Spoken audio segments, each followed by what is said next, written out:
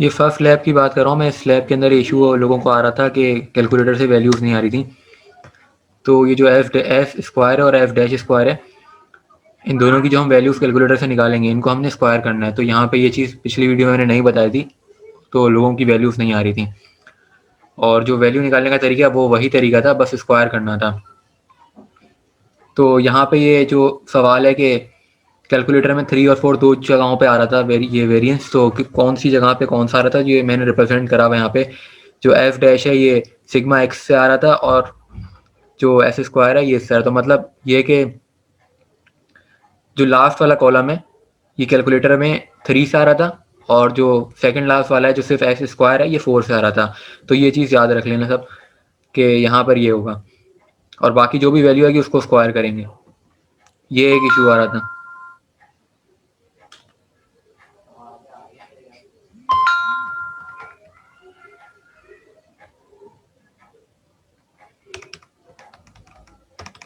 उसके बाद अच्छा, उस प्रैक्टिकल 1 में और कोई इशू नहीं था, सिर्फ वही इशू था लोगों के साथ। तो वो मैंने इशू बता दिए कि कैसे सही होगा, कि कौन सा टेबल पे कौन से कॉलम पे कौन सी किस तरीके से वैल्यू आएगी, कि 3 और 4 वाली चीज़, और स्क्वायर करना है। तो और इधर आतिफ, हाँ ये लैब नंबर 1 है ना, लास्ट पार्ट पे आना है इसके। हाँ जो 12/3 है ना, ये 9 होगा हाँ तो हाँ आंसर आएगा। हाँ 9/3 है सही। ये बात मैं बताना भूल गया, हाँ। ये बात ट्वेल्व मुझे अपॉन पता नाइन है। चली थी। हाँ ये 12/9 है, हाँ ये ये बात कल मुझे मैंने पता देखी चली थी, थी। हाँ। अच्छा तो ये 12 मतलब अपॉन ये तो फिर एम होगा ना, ये कैपिटल एन थोड़ी होगा फिर ये डिवाइड में। फॉर्मूले में। हाँ डिवाइड में या तो एन, कैपिटल एन के ऊपर स्मॉल एन आएगा। हाँ ऐसे ही है। यहाँ पे एन नहीं होगा, क्योंकि एन तो उस साइड हुआ हुआ है ना, जो एन हमारा 3 है, कैपिटल एन। ठीक है, यहाँ ये हाँ एम होगा। और दूसरी बात है कि यहाँ 9 आएगा, तभी ये 1.33 आ रहा है। तो हाँ ये बात मुझे बताई गई थी कि मैंने कल जो अपलोड करी थी उसके बाद जितने मेरे पास मैसेजेस है, तो वो सारी मतलब प्रॉब्लम्स थे, तो हाँ, मैंने कहा था कि वो डिस्कस मतलब ये करूँ। फॉर्मूले में ये हाँ एन के ऊपर एन लिखे या एम लिखे, एक ही बात है। देखो, यहाँ पे एन लिखा हुआ गलत नहीं है। अगर गलत होता मिस्टेक निकालती। गलत इसलिए नहीं है क्योंकि दोनों अलग अलग वेरिएंस है ना। तो ये जो वेरिएंस है, जो टोटल पॉपुलेशन है, वो एन से रिप्रेजेंट होती है, कैपिटल एन से।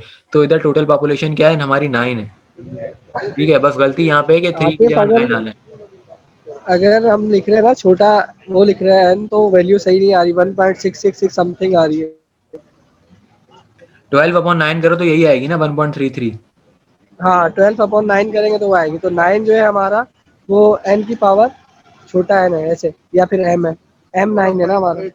नहीं, मैं ये बात बोल रहा हूँ कि 9 आने की वजह ये नहीं है कि वो पावर में वो है। 9 आने की वजह ये है कि वेरिएंस हमारे दो हैं, एक सैंपल का है और एक पॉपुलेशन का है। जो जो ये वाला है ये पूरी पॉपुलेशन मतलब 9th पॉपुलेशन का है, इसलिए 9th रीडिंग पे हुआ है ना। ये तुम ऊपर जो टेबल बना हुआ है 12 के लिए, इसमें तुम देखो 9 ऑब्जर्वेशन है। सही सही है, सही तो है। ऑब्जर्वेशन की वजह से ही आया है। ठीक है।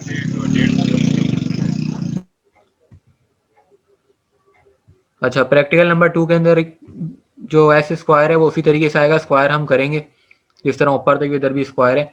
बाकी सारी चीज़ें इसमें कोई इशू नहीं आया था किसी को। लेकिन यहाँ पे कुछ लोग पूछ रहे थे आगे इस वैल्यू के ऊपर, ये जो 2 है, पार्ट 2 जाइए, इसके ऊपर कुछ लोग मुझसे पूछ रहे थे कि ये किस तरह आया। तो ये इस तरीके से आया कि ये जो एस है ना, ये समीशन है, ये असल में एस नहीं है। ठीक है, समीशन एक्स स्क्वायर है ये। तो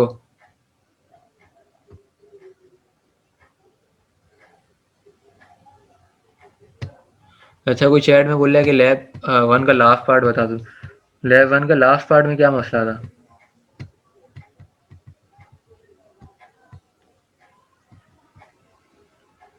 ये लास्ट पार्ट, अब ये लास्ट पार्ट में ना एक्स बार की जो वैल्यू है ये हमारे ऊपर वाले टेबल से ही आई है। तो ये जो वैल्यू है लास्ट की, ये ऊपर वाले टेबल से, ऊपर वाले टेबल पे हमने जो मीन निकाला है, ऊपर वाला टेबल दिखाता हूँ। ये जो हमने मीन निकाला है ना, ये पूरी वैल्यू वहाँ पे हमने लिखी है लास्ट वाले टेबल बनाने के लिए। और लास्ट वाला टेबल बना इस तरीके से कि हमने माइनस करा इससे मीन को। ये मीन है, ये एम जो लिखा हुआ है ये असल में एम नहीं है, इसको करेक्ट कर लो, ये मीन है। ठीक है, इसको मीन लिख दो। और मीन हमने इससे माइनस करा है, तो मीन हमारा क्या आया था, 6 आया था शायद। देखते हैं ऊपर, हाँ 6 आया है। तो मीन इससे माइनस करा के हमने स्क्वायर करा है, तो 4 माइनस 6 करा हमने तो क्या आया, 2 आया, 2 का स्क्वायर 4। इस तरीके से पूरा टेबल क्रिएट हुआ और वेरिएंस का हमें फॉर्मूला पता है, ये वेरिएंस का फॉर्मूला बन रहा है ना। और जब हमने इसका सम करा तो हमें पूरा वेरिएंस मिला पूरे टेबल का, और 9th ऑब्जर्वेशन के लिए हमने वेरिएंस निकाला, और तो इसलिए हमने यहाँ पे 12 को 9 से डिवाइड करा है। और दूसरी तरफ जो है वेरिएंस जो है वो 3 चीज़ों के लिए निकाला गया है, मतलब एक हमारा टोटल पॉपुलेशन के लिए और एक 3 के लिए, तो दोनों में। लेकिन अब यहाँ पे जो डिवाइड ये 2.66 जो आया है, इसको हमने डिवाइड इसलिए करा है क्योंकि ऊपर जो हमारा फॉर्मूला है इसमें 2 से डिवाइड करने का बोला गया है। ऊपर एक फॉर्मूला है, दिखा दूं। अच्छा, ये जो फॉर्मूला नजर आ रहा है ना वेरिएंस का, इसमें सिग्मा स्क्वायर को हमने n से डिवाइड किया और n जो था हमारा 2 था, इसलिए हमने 2.66 को मजीद डिवाइड करा।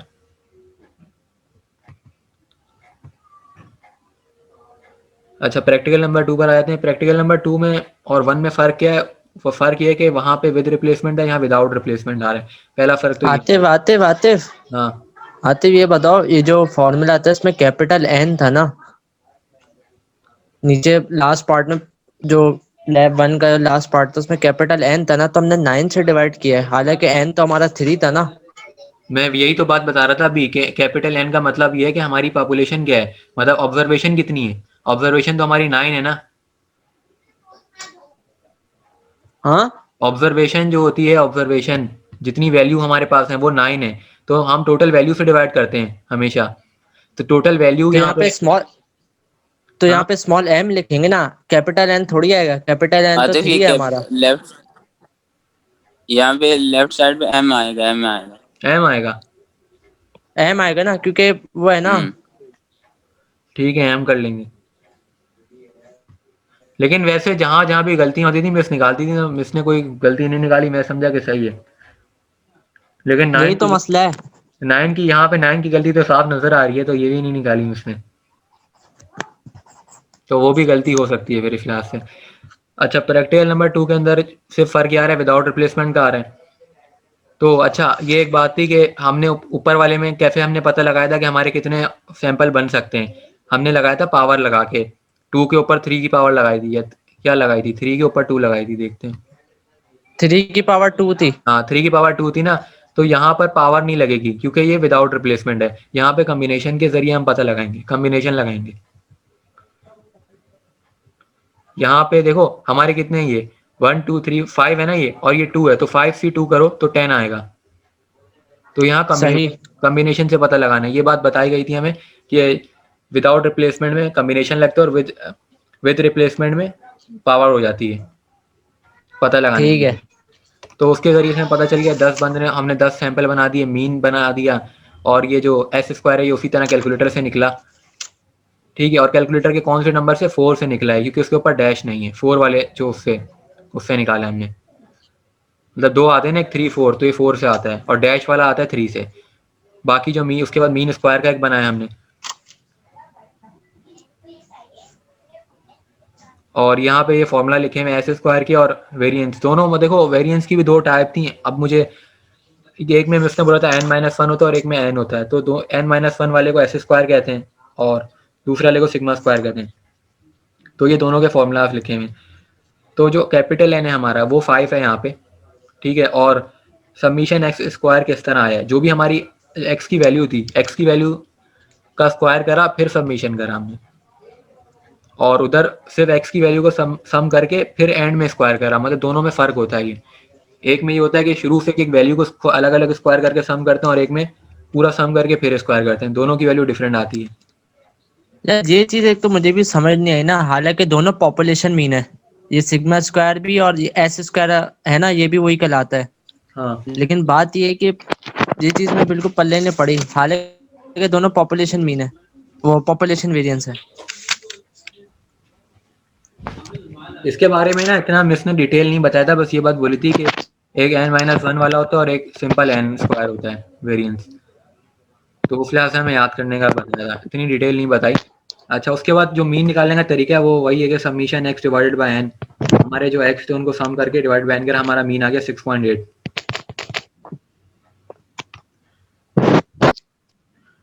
और दूसरा जो 6.8 है ये टेबल से आया है, 6.8 जो हमारा टेबल बना होगा ऊपर।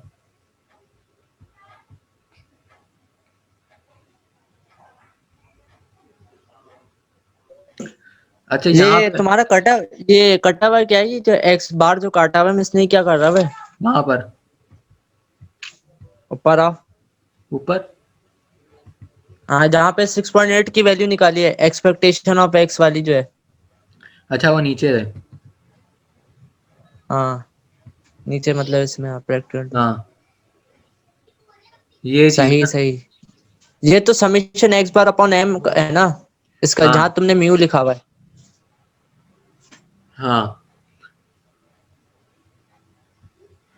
अच्छा ये जो दूसरी 6.8 की वैल्यू आई है ना, ये ऊपर जो हमारे टेबल के मीन है जितने आए उन सबका सम करके डिवाइडेड बाय, मतलब जो हमारे टोटल सैंपल है 10 है तो 10 करा है तो वो 6.8 आया। अब ये स्टेप भी गायब था, सही। इस वजह से मिस ने यहाँ पे ये करा कि कैसे दूसरा 6.8 आ गया डायरेक्टली। मतलब एक तो वो हमने असल में वो, हाँ, निकाला ये। एक्सपेक्टेशन ऑफ एक्स बार का फॉर्मूला था ना। हाँ वही मैं बात बोल रहा हूँ, एक तो हमने यहाँ पे निकाला लेकिन दूसरा जो है टेबल की मदद से निकलेगा, जो टेबल पे हमने बहुत सारे मीन निकाले ना अलग अलग। ये देख रहे हो 10 सही हमने मीन निकाले, इन सबको ऐड करके डिवाइडेड बाय 10 करेंगे तो जो एवरेज आएगी ना वो 6.8 आएगी। तो हमारे इस तरीके से सही दो मीन सही। आएंगे लेकिन हमने करा नहीं था, जिसकी वजह से यहाँ पे एक इन्होंने क्वेश्चन मार्क डाला कि दूसरा मीन कैसे आ गया। वो असल में हमने डायरेक्ट कैलकुलेटर से निकाल के किया था ना, तो इस वजह से मिस ने चार दी कैलकुलेशन करके निकालो। हालांकि डायरेक्ट कैलकुलेटर से भी आ सकता है ये। यार मिस को पता है क्या लगा होगा, मिस को लगा होगा कि हमें आता नहीं है, हमने खुद से लिख दिया एक प्रूव करने के लिए। जी, लेकिन हालांकि कैलकुलेटर से आया था। अच्छा यहाँ पे जो दूसरा ये प्रूव हुआ है इसके अंदर क्या करा है, ये एक पूरा फॉर्मूला है n-1 वाले का एस स्क्वायर का। और दूसरा जो है वहां पे जो हमने टेबल में निकाला है ना एस टोटल, उसका सबमिशन करके 10 से डिवाइड करा, जिस तरह मैं मीन की बात कर रहा था। तो हमने जो मीन का निकाला था तो उसके ऊपर क्वेश्चन मार्क था, लेकिन यहाँ पे हमने निकाल के दिखाया हुआ है कि हमने उधर सम करा, जो ऊपर वाले टेबल है उसमें मैं जाता हूँ। तो ये देख रहे हो एस स्क्वायर जो पूरा टेबल है इसका हमने सम करा है और फिर 10 से डिवाइड करें क्योंकि 10 टोटल हमारी ऑब्जर्वेशन है। तो एक ये आया और दूसरा हमारा फॉर्मूले से आया। तो ये जो है प्रूव हुआ है, इस पे मैं उसने कुछ नहीं किया क्योंकि हमने दिखाया, लेकिन मीन वाले हमने दिखाया नहीं, डायरेक्ट लिखा था। तो ये गलती हुई थी वहां पे। उसके बाद वेरिएंस के लिए भी हमने यही करा है, वेरिएंस के लिए ऊपर वाले टेबल की मदद से एक निकाला वेरिएंस किस तरीके से कि समीशन एक्स बार का स्क्वायर डिवाइडेड बाय एम और फिर माइनस फिर होल स्क्वायर। तो एक ये फॉर्मूला है और उसके बराबर में दूसरा फॉर्मूला वेरिएंस का। तो इन दोनों फॉर्मूले से भी प्रूव हो गया, तो ये दोनों फॉर्मूले याद रखने। सही।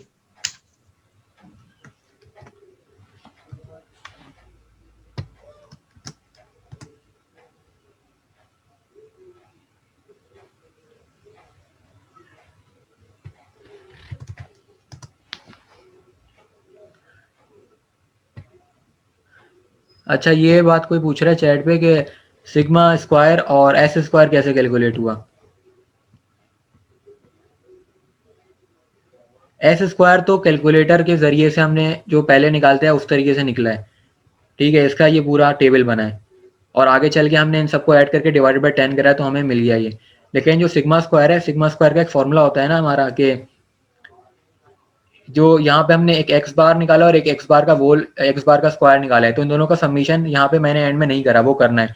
तो सबमिशन की मदद से आगे आए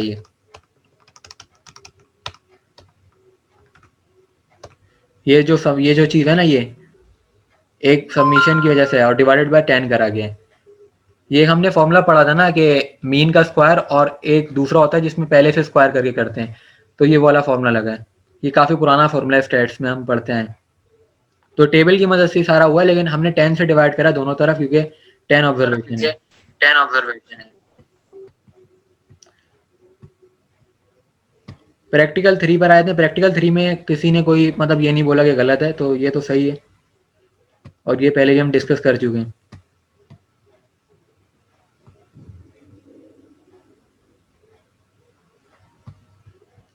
टू 2.96 का कोई पूछ रहा है कि कैसे आया ये वाली चीज़ ना,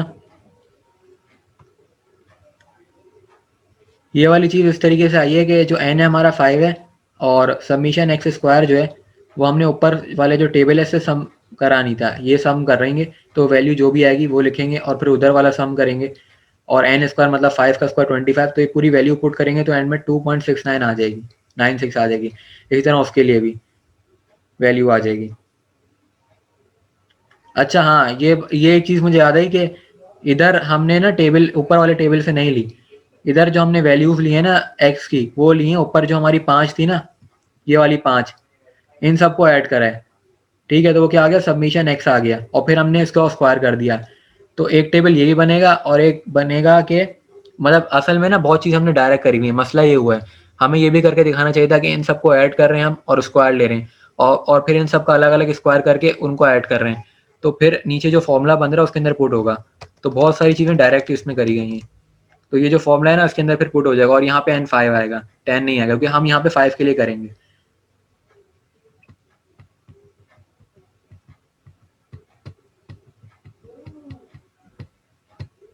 अच्छा, प्रैक्टिकल नंबर 3 के अंदर किसी को कोई प्रॉब्लम नहीं है क्योंकि मेरे पास जितने लोगों के मैसेज है सबने प्रैक्टिकल 3 के बारे में नहीं बोला कि इसमें कोई प्रॉब्लम है, तो प्रैक्टिकल 3 जो है वो ओके था।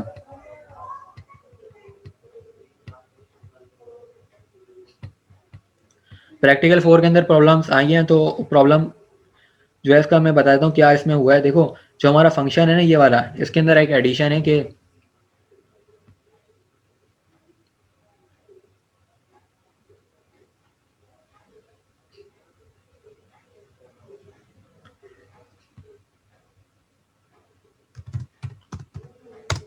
अच्छा, इसके अंदर एक एडिशन ये है कि यहाँ पे ना e की पावर माइनस लैम्डा कर दो हर कोई अपने पास।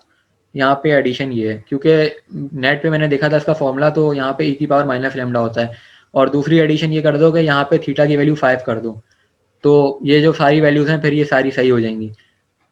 ठीक है, अब कुछ लोग बोलेंगे कि ना मिस ने तो 3 लिखवाया तो तुम 5 क्यों करवा रहे हो, तो फिर मैं उन लोगों अरे को कहाँ पे लैब लैब कौन सी है? आतिफ तुम ये मैं डायरेक्ट बता सॉल्व करवा लो ना, तो मैं तुमसे पूछा था, तुमने बताया था सिंपली। हाँ, मैं वही बता रहा हूँ कि तुमने पूछा था तो मैंने बताया था, तो वही बात मैं बता रहा हूँ कि यहाँ पे थीटा की पावर वैल्यू जो है वो हमें 5 कर देनी है। और हेलो, वो लैम्डा हटवा देना तुम, ये तुमने सिंपल मुझे बताया था ना, वो थीटा थीटा वाला ऊपर जो क्वेश्चन में दिया हुआ है, तो मैं तुमसे तो पहले पूछा था ना। हाँ, मैं यही हाँ बोल रहा वो हूँ कि वो फंक्शन देखो, फंक्शन से कोई फर्क नहीं पड़ता, तुम लैम्डा की जगह थीटा लिख दो हाँ वो या इजी है। वो कोई मसला नहीं है उससे। लेकिन मैं ये बोल रहा हूँ कि करेक्शन की क्या यहाँ पे नीड है, करेक्शन की यहाँ पे जी नीड जी ये है कि ई की पावर में एक्स नहीं आएगा, यहाँ पे लैम्डा आएगा। अब अगर तुम लैम्डा को थीटा से रिप्लेस कर दो तो तुम दोनों जगह थीटा लिख दो, तो कोई मसला हाँ, नहीं। वही जो क्वेश्चन में तुमने मुझे बताया था कि क्वेश्चन में जो दिया हुआ वही पुट करके सॉल्व कर हाँ, लो, तो इजी हो क्वेश्चन जाएगा। में तो जो भी हमें लैब में जो भी ऑब्जेक्ट होगा ना, अगर लैब के ऑब्जेक्ट में हमें थीटा दिया होगा तो हमें थीटा लिखना चाहिए, अगर लैम्डा दिया होगा तो लैम्डा लिखना चाहिए। लेकिन यहाँ पे लैम्डा क्यों लिखा है, क्योंकि पॉइसन में ना लैम्डा ही पैरामीटर होता है जो उसका होता है फॉर्मूला।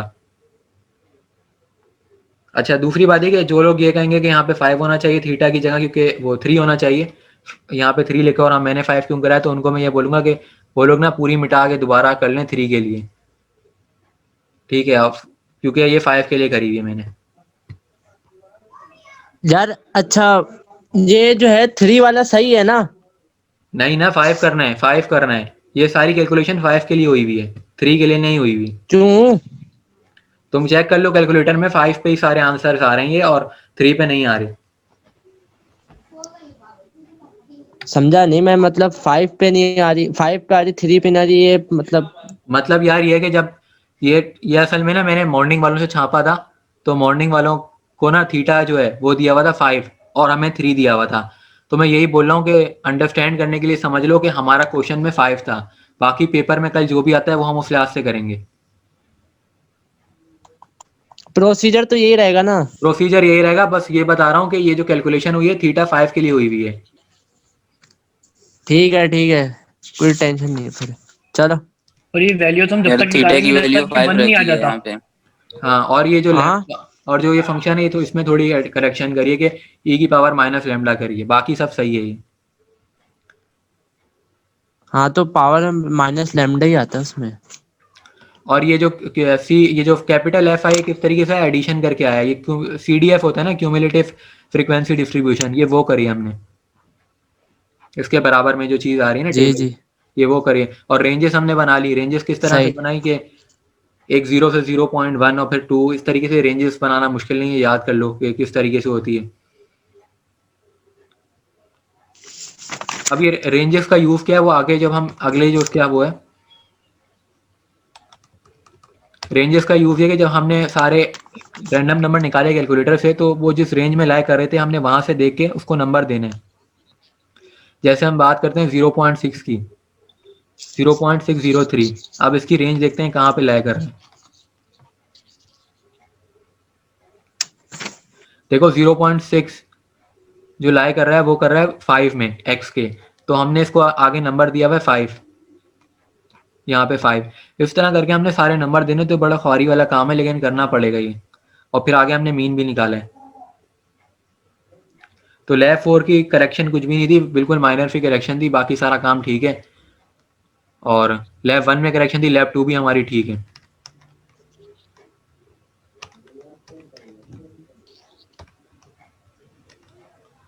अच्छा, ये जो चीज़ें मैं नहीं बता रहा कल की वीडियो में बताई हुई हैं, तो इसलिए टाइम सेव करने के लिए मैं दोबारा उन पे नहीं जा रहा, सिर्फ जो प्रॉब्लम्स थी उनको डिस्कस कर रहा हूँ। और फिर जो अभी एक नई लैब करी है मैंने आखिरी वाली, उस पर आना है।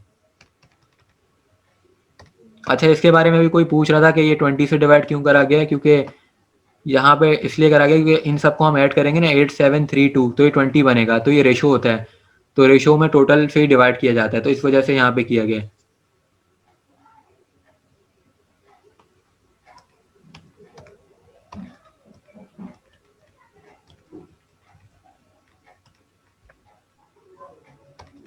अच्छा, इस सवाल के अंदर भी करेक्शन है कि अभी जिसके पास कैलकुलेटर है वो देख भी सकता है करके कि हमने जब 1.59 को 3 से डिवाइड करा तो हमारा आंसर आएगा 0.53।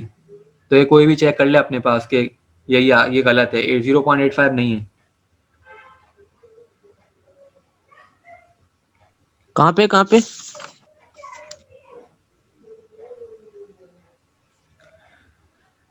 मैं बात कर रहा हूँ, ये देखो ना हमारा जो पी कैप आया हुआ है, लैब 5 है ये? लैब 6 है, लैब 6। लैब 5 कब करी भाई? लैब 5 तो समझाते थे। लैब 5 कल समझा दिए, वो वही है, उसमें कोई करेक्शन नहीं है। कोई गलती नहीं है? नहीं ना, उसमें गलती नहीं, अगर होती तो मेरा मैसेजेस तो आते ना जो लोग कर रहे हैं, वो पूछते हैं कि क्या ये कैसे हुआ है। लैब 6 में गलती है? लैब 6 में मुसब ने गलती बताई है। अच्छा, वो क्या चेंजिंग करवा दो भाई।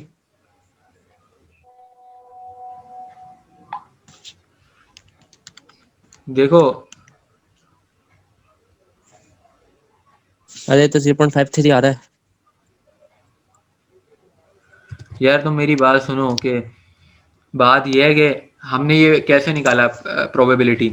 हमें पता है ना कि बाइनोमियल डिस्ट्रीब्यूशन में मीन जो होता है वो क्या होता है, एनपी होता है, ठीक है। तो सही। मीन क्या हमारा एक्स बार है, और ये किसके बराबर है, एनपी के बराबर है। तो हम एन को डिवाइड कर देंगे तो हमें पी मिल जाएगा, तो हमें पी मिल गया। तो अब पी मीन हमने किस तरीके से निकाला था, जो भी हमारा फॉर्मूला है ना स्टैटिस्टिक्स में जो हम पढ़ते हैं, जिसमें summation F x divided by F, उस तरीके से हमने मीन निकाला। तो जो मीन हमारा आया उसको हमने किससे डिवाइड करा, 3 से, क्योंकि हमारा एन 3 था यहाँ पे लिखा हुआ है, तो हमें पी मिल गया। अब पी जो यहाँ पे वैल्यू निकाली हुई है, कैलकुलेशन हुई हुई है, ये मिस्टेक है, ये होगा 0.85 की जगह 0.53। ये कोई चेक भी कर सकता है अपने पास कैलकुलेटर में। हाँ यार कर लिया चेक।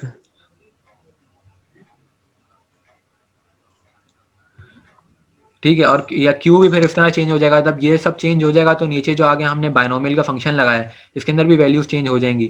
तो जब वैल्यूज चेंज हो हाँ जाएंगी तो यहाँ प्रोबेबिलिटी सारी चेंज हो जाएगी, तो जब प्रोबेबिलिटी चेंज होगी तो एक्सपेक्टेशन चेंज होगी, और फिर आगे सब कुछ चेंज हो जाएगा। तो काम ओवरऑल तो ठीक था, बस एक कैलकुलेशन की वजह से काम गलत कह रहे हैं लोग, के काम गलत है, लेकिन ओवरऑल फार्मूला वगैरह सारा काम ठीक है, बस ये कैलकुलेशन मिस्टेक हो गई थी।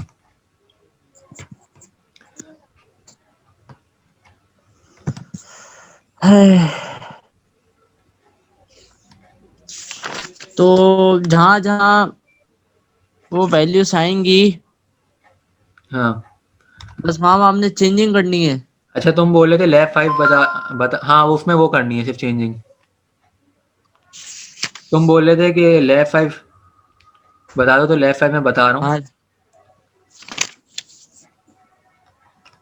देखो लैब 5 में ना हमें डेज दिए हैं कि 7 डेज हैं, और सबकी फ्रीक्वेंसी दी हुई है, ठीक है, सही। और हमें अल्फा दिया हुआ है जो कि लेवल ऑफ सिग्निफिकेंस होता है, और डिग्री ऑफ फ्रीडम जो है वो हम कैसे निकालेंगे, 7-1, मतलब एक कम करके डिग्री ऑफ फ्रीडम आता है हमारा।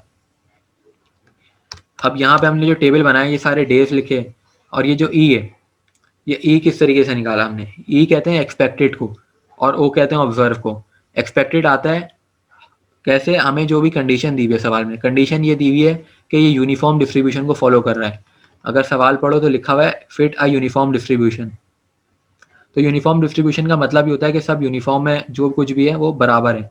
तो बराबर है तो हम क्या करेंगे, हमें एक और चीज़ सवाल में दी हुई है कि 700 बर्थ्स, ठीक है, 700 बर्थ्स हैं, तो हम करेंगे कि हर डे में बराबर कर देंगे, इक्वली डिस्ट्रीब्यूट कर देंगे। तो 700 को 7 से डिवाइड करा, इस तरीके से हमें हर जगह बराबर आ गया, एक्सपेक्टेड हो गया। और ऑब्जर्व जो है वो हमने सवाल में जो है वो लिखा हुआ, फिर ऑब्जर्व मैंने एक्सपेक्टेड करा, ये फॉर्मूले के लिए आगे कैलकुलेशन हमने सारे टेबल बनाए। फिर फॉर्मूले में जब हमने वैल्यू डाली तो हमारी वैल्यू जो आ रही है एक्स स्क्वायर की, जो कि टेस्ट स्टैटिक में हम लिखते हैं ऊपर से, ये कौन सी वैल्यू होती है, कैलकुलेटेड वैल्यू होती है। ये वैल्यू हमारी आ रही है 26.8। फिर हम टेबल पे जाएंगे, और टेबल कौन सा, चाई स्क्वायर टेस्ट जो होता है, चाई स्क्वायर टेबल, ये टेबल अपने पास हमें गूगल से मिल जाएंगे, लेकिन अगर पेपर होता है यूनिवर्सिटी में तो हमें लेके जाने पड़ते। तो उस टेबल में हम जाएंगे 0.01 पे, और डिग्री ऑफ फ्रीडम क्या हमारा 6, तो 6 पे जाएंगे एक तरफ से, एक यार तरफ। एक बात काट रहा हूँ बीच में। हाँ 6 के पहले प्रैक्टिकल नंबर 6 के तुमने पहले पार्ट में जो बता रहे थे कि सिर्फ वैल्यूज का मसला है, तो लास्ट कॉलम जब हम बनाएंगे ऑब्जर्व माइनस एस्टिमेटेड कह लो उसका होल स्क्वायर और डिवाइड बाय एस्टिमेटेड वैल्यू का, तो देन उसके बाद जो हम डायग्राम ड्रॉ करेंगे तो उसके अंदर जो तुमने लिखा हुआ डज नॉट फॉल, तो वो फॉल करेगा क्रिटिकल रीजन में। ये भी चेंजेस होंगे इसके बाद। अच्छा, इस वाले में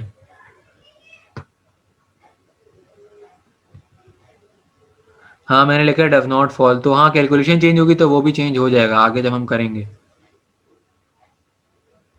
हाँ तुम्हारी बात ठीक है, क्योंकि हमारा एक्स स्क्वायर जो है कैलकुलेटेड वही चेंज हो जाएगा ना ये सब करने के बाद।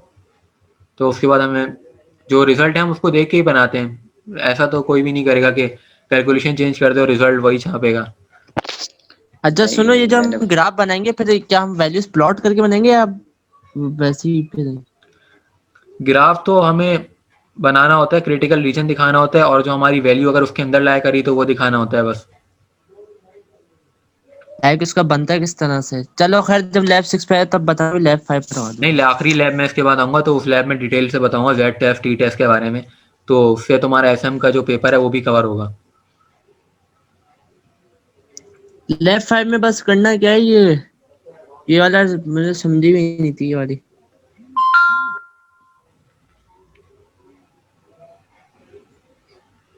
यार लैब 5 बता तो रहा हूँ मैं कि तुम्हें करना क्या, यूनिफॉर्म डिस्ट्रीब्यूशन फिट करनी है इसमें। यूनिफॉर्म डिस्ट्रीब्यूशन फिट करने के लिए तुम्हारे पास जो वैल्यू दी ये हुई है, आखिरी वाले स्टेप पे आओ, आखिरी वाला जो है ना, आखिरी लास्ट लाइन जो कह रहे थे चार स्क्वायर से जो वैल्यू निकालनी है वो वहां पे आओ। हाँ कि कैसे निकालेंगे, हमें लेवल ऑफ सिग्निफिकेंस दिया होता है और डिग्री ऑफ फ्रीडम दिया होता है, इससे वैल्यू निकल जाती है। सही। मैं टेबल दिखा दूं क्या अगर तुम्हें यकीन नहीं आ रहा तो? हाँ वो टेबल दिखा दो, मतलब पता चल जाए किस तरह से है क्या है। दिखाता हूँ टेबल में।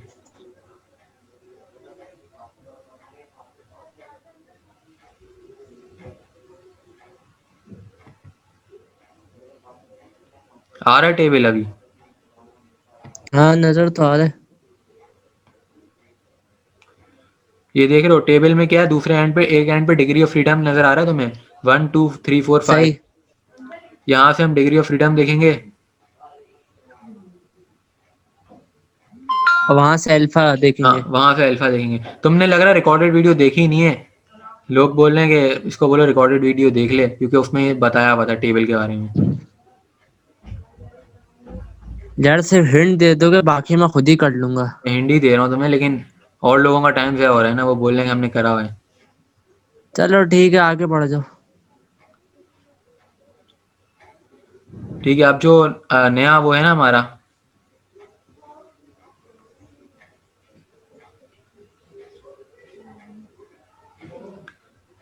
क्या कहते हैं, जो हमारा दूसरा है, जो लास्ट लैब मैंने करी है, उसको मैं डिस्कस कर लेता हूँ, फिर उसके बाद जिसको जो भी प्रॉब्लम है वो हो जाएगी डिस्कस।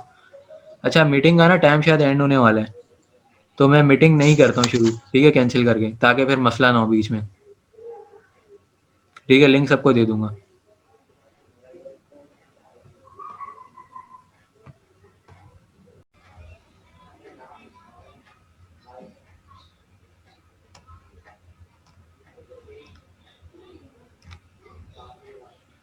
ठीक है, अब क्वेश्चन में सबसे पहले एक्सप्लेन करूँगा। क्वेश्चन देख के पहली बात तो है कि कल की प्रैक्टिकल के अंदर क्वेश्चन ये वाले नहीं आने वाले, क्योंकि वो फिर हमें एग्जाम कैसे हुआ, हम तो छपाई करके दे देंगे।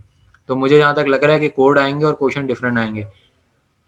अच्छा, क्वेश्चन अगर अंडरस्टैंड कर लोगे तो कोई भी आ जाएगा तो हो जाएगा। तो क्वेश्चन में तुम्हें क्या दिया हुआ है, मीन दिया हुआ है।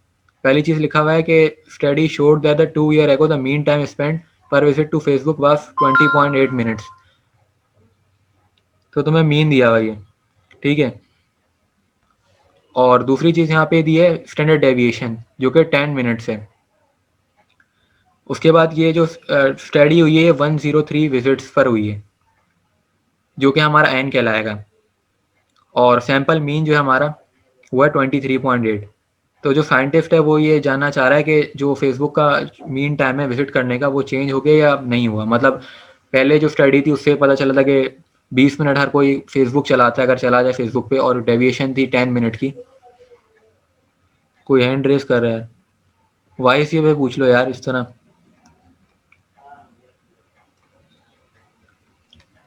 अच्छा, तो जो हमारा सैंपल मीन है वो 23.8 है। तो दो मीन है यहाँ पे दिए हुए, एक दिया हुआ है 20 और एक दिया हुआ है 23। तो ज़रा सा माइनर सा डिफरेंट है, और ये पूछा जा रहा है कि आपका जो जो स्टडी थी वो चेंज हो गई है, मतलब फेसबुक का मीन टाइम चेंज हो गया है। तो जो उसका पार्ट है इसमें लिखा हुआ है state the null and alternative hypothesis. तो हाइपोथेसिस क्या होता है कि जैसे होता है ना कि एक बंदा कुछ कह रहा है, दूसरा कुछ कह रहा है, तो उसका अपोजिट होता है ज़्यादातर। लेकिन हमें सवाल लेके कंडीशन भी अंडरस्टैंड करनी है कि कंडीशन क्या है।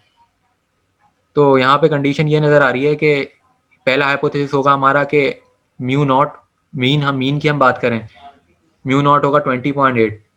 और दूसरा हाइपोथेसिस होगा कि जो हमारा म्यू वन है वो 20.8 से एक्सीड कर गया है, चेंज हो गया है। और जो हमने कंक्लूजन देना है वो ये देना है कि फेसबुक का जो टाइम है, मतलब नल और अल्टरनेटिव हाइपोथेसिस में कौन सा हाइपोथेसिस वो एक्सेप्ट हुआ और कौन सा रिजेक्ट हुआ, ये देना है। और लेवल ऑफ सिग्निफिकेंस क्या होता है, ये हमारी एरर की गुंजाइश होती है। यार एक सवाल है, हाँ, ये म्यू वन और म्यू टू कैसे होंगे? एक पॉपुलेशन का मीन है, एक सैंपल का मीन है। मैं ये नहीं बोल रहा म्यू वन म्यू टू होंगे। मैं ये बोल रहा हूँ कि स्टडी जो हुई थी फेसबुक के लिए, उसमें पहले हमें पता चला, अब जो स्टडी हुई थी ना वो किसके लिए हुई थी, वो पूरी हुई थी, उसमें कोई सैंपल नहीं था, ठीक है। तो वो क्या आई थी, 20.8 आई थी। लेकिन जब हम दूसरी ऑब्जर्वेशन हुई एक सैंपल पे हुई जो कि 103 था, तो इसके लिए जो हमारा मीन आया वो क्या आया, 23.8 आया।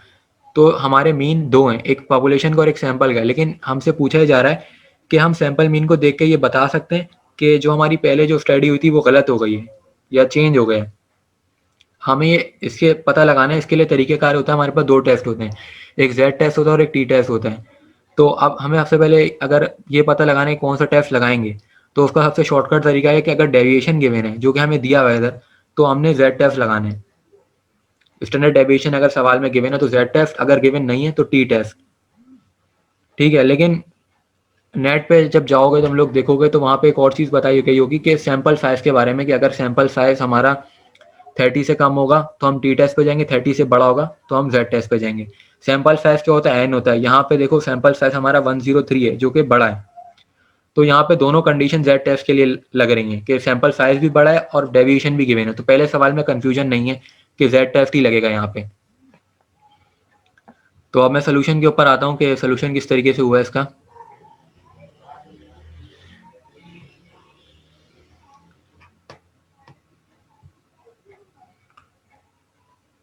सोल्यूशन में सबसे पहले मैंने लिखा एच नॉट हाइपोथेसिस, इसको मैंने म्यू नॉट नहीं लिखा, एच नॉट लिखा। हाइपोथेसिस हमारे दो होते हैं। पहला हाइपोथेसिस क्या है कि 20.8 हमें पहले पता था कि होता है। दूसरा हाइपोथेसिस क्या था, जो कि वैल्यू बड़ी थी, तो हमने क्या कर दिया कि दूसरा हाइपोथेसिस हमारा इससे बड़ा है, तो हमने ग्रेटर देन का साइन लगा दिया। उसके बाद हम कहते हैं कि लेवल ऑफ सिग्निफिकेंस क्या है, कि हम जो भी कैलकुलेशन कर रहे हैं इसमें 5% एरर की गुंजाइश है, गलती हो सकती है, तो हमने लिखा है जो सवाल में गिवन है ये भी 0.05।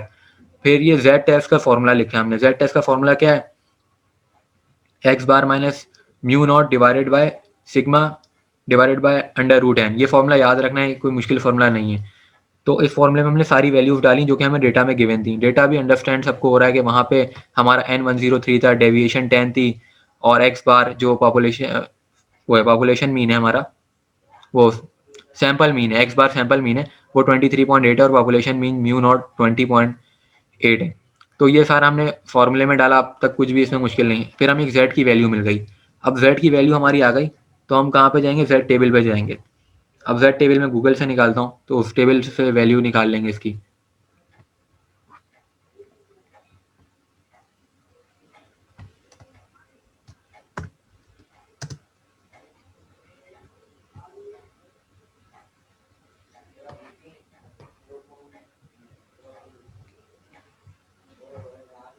अच्छा, यहाँ पे वैल्यूज देख लो क्या है, 3.044। अब मैं टेबल शेयर करता हूँ, तो टेबल पे देखना क्या आती है।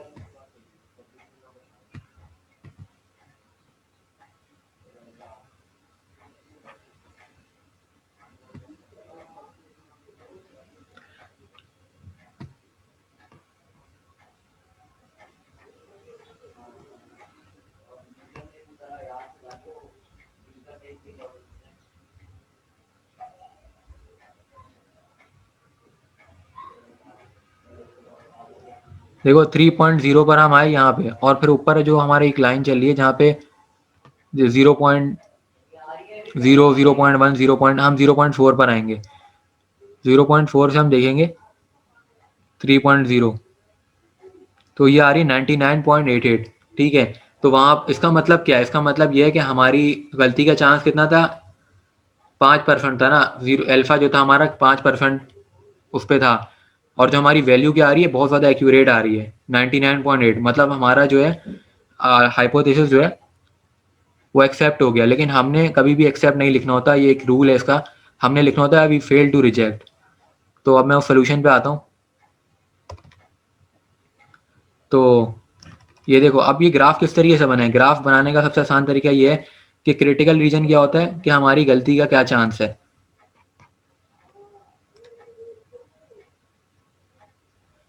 अच्छा, वैल्यू, सर ये मुझे ग्राफ का बताओ, ग्राफ हम क्या रैंडम बनाते हैं, क्या बनाते हैं इसका?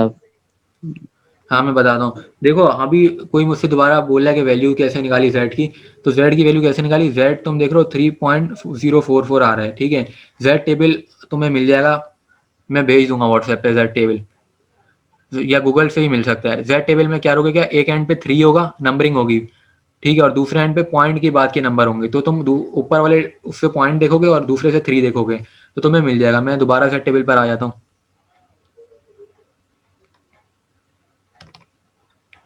देखो यहाँ पे लाइन से नंबर चल रहे हैं ना, 2.1, 2.2, 2.3, 2.4, इस तरह। तो हमारा जो था 3.04 था, तो 3.0 हमने देखा, और जब हम आगे गए, आगे ये होगा 0.01, फिर 0.2, इस तरह करके 0.4 पर आए, जो कि 0.9988 आ रहा है। ठीक है, इस तरीके से बिल्कुल सिंपल होता है देखना। तो हमने इस तरीके से टेबल देखा। अब ये ग्राफ किस तरीके से बने, ग्राफ बनाने में का तरीका ये है कि जो ग्राफ है ना, समझो कि ये पूरा 100% होता है, ये पूरा कर्व है। लेकिन क्रिटिकल रीजन जो हमने खुद से बनाया आइडिया लगा के कि 5% जो है इस ग्राफ का हिस्सा क्रिटिकल रीजन है, मतलब हमें गलती के चांस दिया हुआ है। और मतलब ये था कि अगर हमारी वैल्यू जो कि जेड टेबल से आई है वो 95 से कम आती, 95% से कम आती, तो हम बोलते हैं कि हमारा एक तरीके से जो रिजेक्ट हो जाता। कौन सा हाइपोथेसिस, पहला हाइपोथेसिस जो होता है एच नॉट रिजेक्ट होता। लेकिन इस बार एच नॉट एक्सेप्ट हुआ है, तो हमने ये नहीं लिखना कि एच नॉट हम एक्सेप्ट कर रहे हैं, हमने लिखना है we fail to reject H not.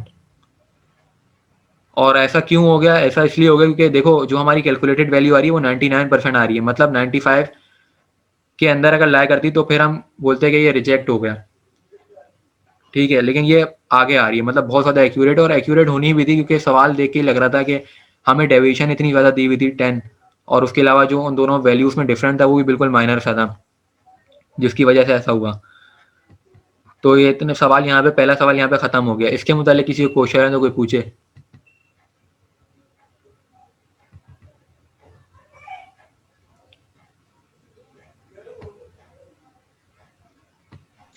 यार ये कर्व का बता दो, कर्व बनाते किस तरह से, ये चीज बता दो मुझे। कर्व यार, सारे जितने भी सवाल करोगे ना, सारे तुमने ऐसे ही कर्व बनाने हैं। अब कर्व में ये सवाल अगर तुम करते हो कि यहाँ पे लेफ्ट टेल और राइट टेल क्या होता है, टू टेल क्या होता है, तो लेफ्ट टेल क्या होता है, हमने ना अपने अल्टरनेटिव हाइपोथेसिस को, साइन को देखना होता है।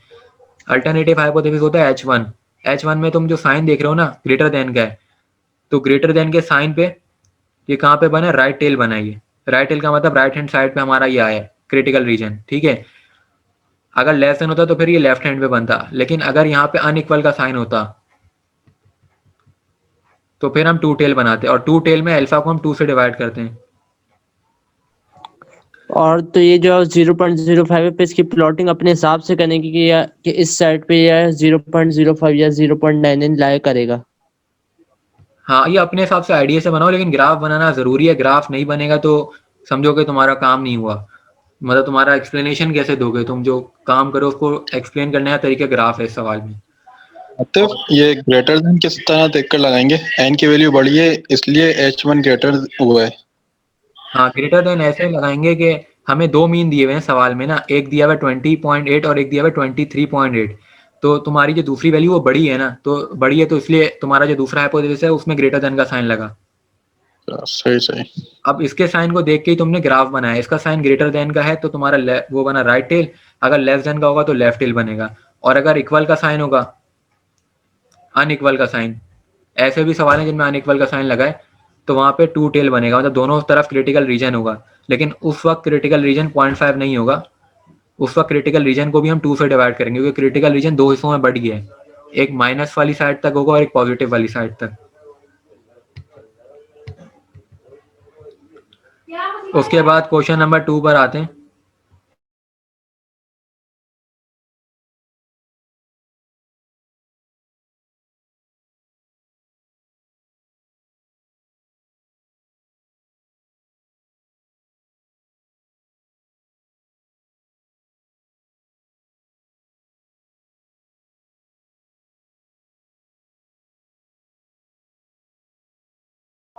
अच्छा, ये दूसरा सवाल पे हम बात करें। दूसरे सवाल में देखो, हमें बोला जा रहा है कि 12 आउंस ऑफ लिक्विड, और जो तुम्हारे सैंपल हैं n वो 25 हैं, तो जो तुम्हारा सैंपल है वो क्या है, लेस देन 30 है।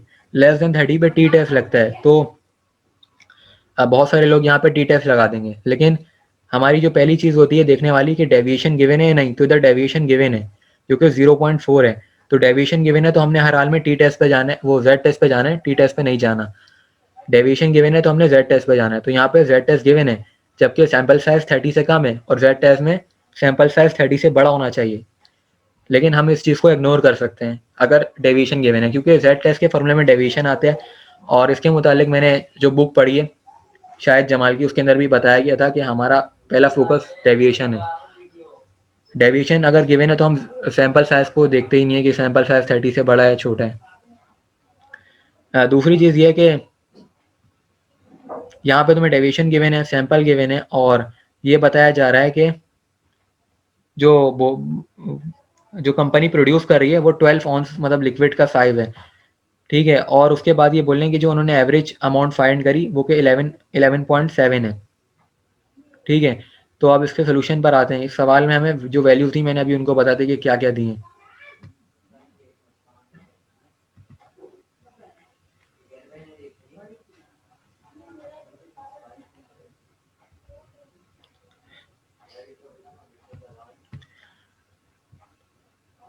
तो देखो यहाँ पे हमारा H0 क्या था, 11.7 था, ठीक है, और जो कि हमारा सैंपल था, और ये ग्रेटर देन क्यों आया, क्योंकि दूसरी वैल्यू हमारी 12 थी, ठीक है। तो यहाँ पे हाइपोथेसिस हमने उस तरीके से बनाया, एक H0 और एक H1, और लेवल ऑफ सिग्निफिकेंस यहाँ पे गिवन नहीं है, ठीक है। लेवल ऑफ सिग्निफिकेंस यहाँ गिवन होना चाहिए था, तो कुछ मैंने वीडियोस देखी जिसमें बात बोली गई थी कि जब नहीं गिवन होती तो हम अपनी तरफ से 0.05 ले लेते हैं, लेकिन मैंने नहीं लिया क्योंकि जब गिवन नहीं तो हम क्या करें, मैंने लिख दिया कि अल्फा इज अननोन। मतलब हमें ये नहीं बताया कि गलती कितनी हमें इजाज़त है गलती करने की। तो वो इस तरीके से होता है कि 0.5 होता है तो हम बोलते हैं 95% हमें एक्यूरेट रिजल्ट चाहिए, 5% गलत हो सकता है। अब टेस्ट स्टैटिक में हम कौन सा टेस्ट लगा रहे हैं, जेड टेस्ट लगा रहे हैं, क्योंकि यहाँ डेविएशन गिवन थी तो जेड टेस्ट का फॉर्मूला लिखा हमने।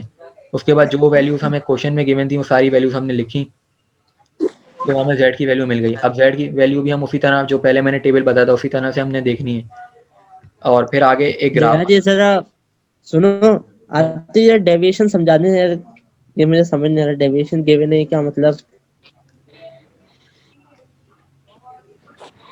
देखो डेविएशन की जहाँ तक बात आ रही है ना, डेविएशन का सिर्फ काम क्या है, डेविएशन से हमें पता चल रहा है कि जेड टेस्ट लगेगा टी टेस्ट लगेगा। और ये क्यों हो रहा है, ये इसलिए हो रहा है क्योंकि जेड टेस्ट के फॉर्मूले में सिग्मा आता है। तुम जेड टेस्ट का फॉर्मूला देख रहे हो, यहाँ पे सिग्मा है, ठीक है, तो सिग्मा होता है डेविएशन। जब सवाल में डेविएशन गिवन है तो हमारे लिए इजी रहेगा ना कि हम डायरेक्ट कर लें, क्योंकि टी टेस्ट के अंदर एस आता है, सिग्मा नहीं आता, तो एस निकालने का अलग फॉर्मूला है पूरा, तो हम अपने लिए मतलब आसानी। हमें सिग्मा दिया हुआ था। हाँ सिग्मा दिया हुआ था, सारी वैल्यूज हमें दी हुई थी, एन भी दिया हुआ था 25, म्यू नॉट भी दिया हुआ था, एक्स बार भी दिया था, सब दिया हुआ था। बस जेड टेस्ट के फॉर्मूले में पुट करना है, वैल्यू आई, उसको जेड टेबल से देखना है। अब जेड टेबल से देखने दोबारा बता देता हूँ, वैल्यू हमारी आई है 3.75, ठीक है, जेड टेबल पे जाते हैं।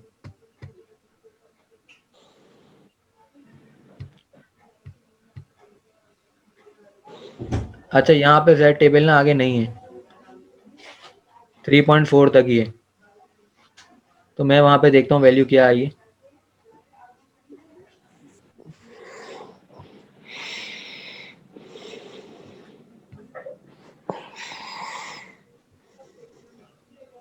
अच्छा यार ये जो सवाल है ना, ये सवाल मुझे वैसे ही इनकम्प्लीट लगा। उसकी सबसे बड़ी वजह ये है कि हमें अल्फा ही नहीं दिया हुआ कि हम जो ग्राफ है वो कैसे बनाएंगे। अगर अल्फा होता तभी हम ग्राफ बनाते, तो ये ग्राफ मैंने ऐसे ही बना दिया, ठीक है। और दूसरी बात यह है कि हमारी जो जेड की वैल्यू है वो बहुत ज़्यादा आ रही है, सवाल में मिस्टेक है, ये सवाल ठीक नहीं है, ठीक है। तो बस ये पेपर में ना आ जाए सवाल, ये दुआ कर सकते हैं। क्या मतलब कि जेड की वैल्यू ज्यादा आ रही है और यार जेड टेबल जो है उसमें लिमिट है ना भाई, 3.4 से ज़्यादा की वैल्यू ही नहीं होती। अच्छा हाँ अब वो 3.4 ज़्यादा वैल्यू नहीं है, अब यहाँ पे इतनी ज़्यादा वैल्यू आ रही है, इसका मतलब क्या हुआ कि हमारा सवाल गलत है। और सवाल गलत होने का दूसरी वजह ये है कि हमें अल्फा गिवन नहीं है, जो कि लाजमी गिवन होना चाहिए, क्योंकि उसी को देख के तो हम ग्राफ बनाते हैं। तो दूसरा सवाल गलत है। मतलब ना वरना तो हम लोग जेड टेबल के जरिए निकालते थे ना, जब दूसरा वो निकालते थे कि हमारा वो अपना एरर कितना आ सकता है।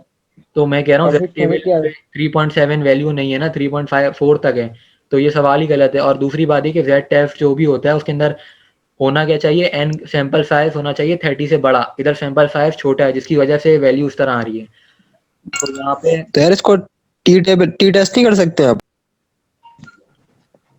या टी टेस्ट कर सकते हैं, ठीक है, हो सकता है उससे एक्यूरेट आंसर आ जाए। हो सकता है उससे आ जाए, लेकिन देखो हमारा जो सवाल का डेटा है, ठीक है, सवाल का डेटा टी टेस्ट वाला ही नहीं है। टी टेस्ट का डेटा तो मैं अगले सवाल में, और टी टेस्ट है मैं अगला दिखाता हूँ। अगला सवाल मतलब कि टी टेस्ट में क्या डेविएशन होगी, लेकिन वो सैंपल डेविएशन होगी ना। टी टेस्ट के अंदर ना तुम्हें डेविएशन नहीं गिवन होगी, और दूसरी चीज ये होगी कि तुम्हें एक टेबल गिवन होगा जिसके अंदर वैल्यूज होंगी लाइन से, तो उनके ऊपर तुम वेरिएंस निकाल लोगे, फॉर्मूला जो स्टेट्स में अप्लाई करते हैं वो लगा के, जो कि थर्ड क्वेश्चन है इसका। तो थर्ड क्वेश्चन मैं दिखाता हूँ क्या है। नहीं, मैं ये नहीं बोल रहा, मैं ये बोल रहा था, तुम बोल रहे थे ना कि एस की वैल्यू गिवन होगी। एस तुम एस की वैल्यू एस तुमने पढ़ा था ना क्या? एस की वैल्यू गिवन एस की नहीं गिवन होगी, अच्छा, वो हमने खुद निकालना है। अगले सवाल पर आओ, वो बताता हूँ मैं अगले सवाल में है।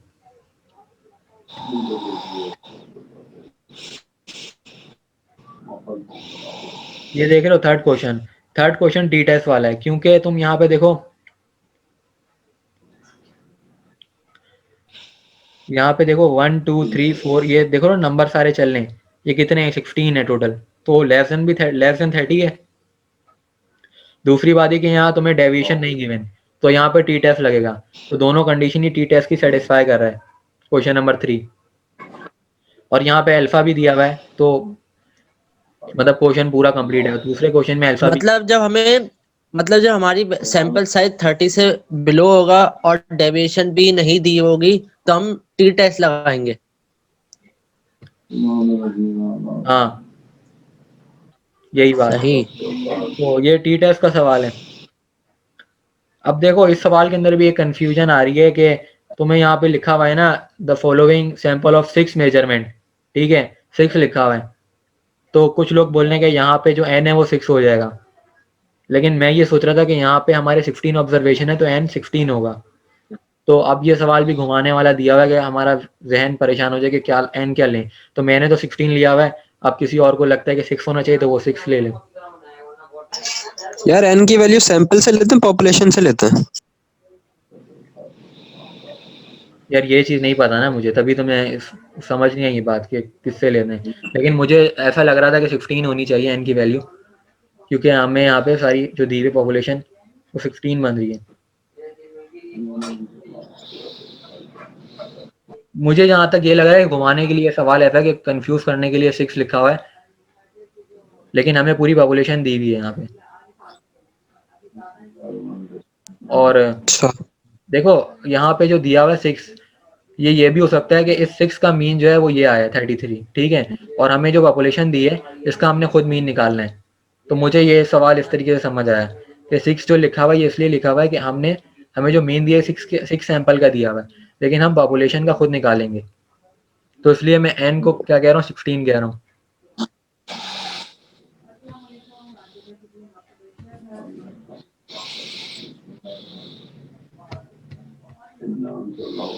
तो हमारी जो जितनी भी वैल्यूज थी उन सबको मैंने ऐड करा, समीशन x करा और डिवाइडेड बाय 16 करा, तो वैल्यू आ गई हमारी मीन की जो कि 25.68 आई। और वहाँ पे दूसरा मीन जो था वो हमारा 33 था, ठीक है। अच्छा यहाँ पे मैंने ना क्या कहते हैं हाइपोथेसिस नहीं बनाए हुए, ठीक है, तुम लोग को नहीं नज़र आ रहे होंगे। तो यहाँ पे मेरी गलती है कि मैंने नहीं बनाया। तो हाइपोथेसिस यहाँ बनेगा, लेकिन हाइपोथेसिस कैसा बनेगा, एक H0 बनेगा और एक H1 बनेगा, और जो तुम्हारा कहते हैं H0 होगा वो क्या होगा, 25 होगा।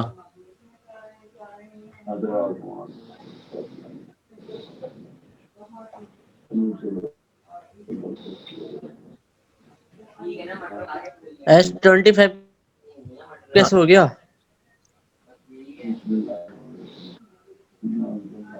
अच्छा यहाँ पे ना एक मसला आ रहा था, मसला ये आ रहा था कि ये जो summation x bar divided by n है, अगर मैं इसको x बार लेता हूँ जो कि होता है x बार ही है, ठीक है, मैंने इसको म्यू नोट करा हुआ है, और जो 33 है इसको मैं म्यू नोट करता हूँ, तो जब मैं आगे फॉर्मूले में डाल रहा हूँ ना तो वैल्यू क्या आ रही है, माइनस में आ रही थी।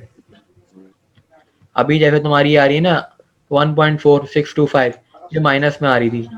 तो जब ये माइनस में आ रही थी तो मैंने फिर सोचा कि मैं चेंज कर देता हूँ पॉजिटिव, क्योंकि माइनस में आ रही थी। अब तो फिर हम एक तो हमारा ना ये मैंने कौन सा राइट टेल टेस्ट लिया हुआ है, ठीक है, तो फिर मुझे ना लेफ्ट टेल टेस्ट करना पड़ेगा। यहाँ पे हाँ ये हो सकता है कि हम लेफ्ट टेल टेस्ट करें और फिर हम माइनस में वैल्यू करें, और उधर की जो टेबल से वैल्यू आएगी, टेबल की वैल्यू निकाल लेंगे हम टी टेस्ट की। मैं टी टेबल दिखा देता हूँ किस तरीके से निकालना है। अच्छा इस सवाल में मुझे कोई गड़बड़ जरूर लग रही है, कोई और अगर ट्राई करे तो वो बता देगा कि उसने क्या करे, मतलब कैलकुलेशन में मुझसे गलती यार ये लग रही है मुझे हाँ? अब तो पेपर ही ट्राई करेंगे और तो कुछ नहीं कर सकते यार, टाइम नहीं है इतना, सही बता रहे हैं।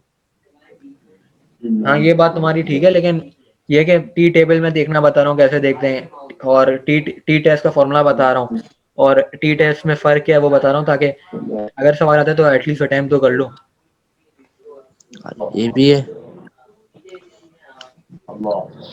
तो टी टेस्ट के फॉर्मूले में फ़र्क मैं बता रहा हूँ। देखो पूरा फॉर्मूला सेम है, बस क्या आ रहा है, एस आ रहा है। क्या एस क्या होता है? एस जो होता है वो डेविएशन वो होता है डेविएशन, लेकिन वो सैंपल वाली, पूरे की नहीं।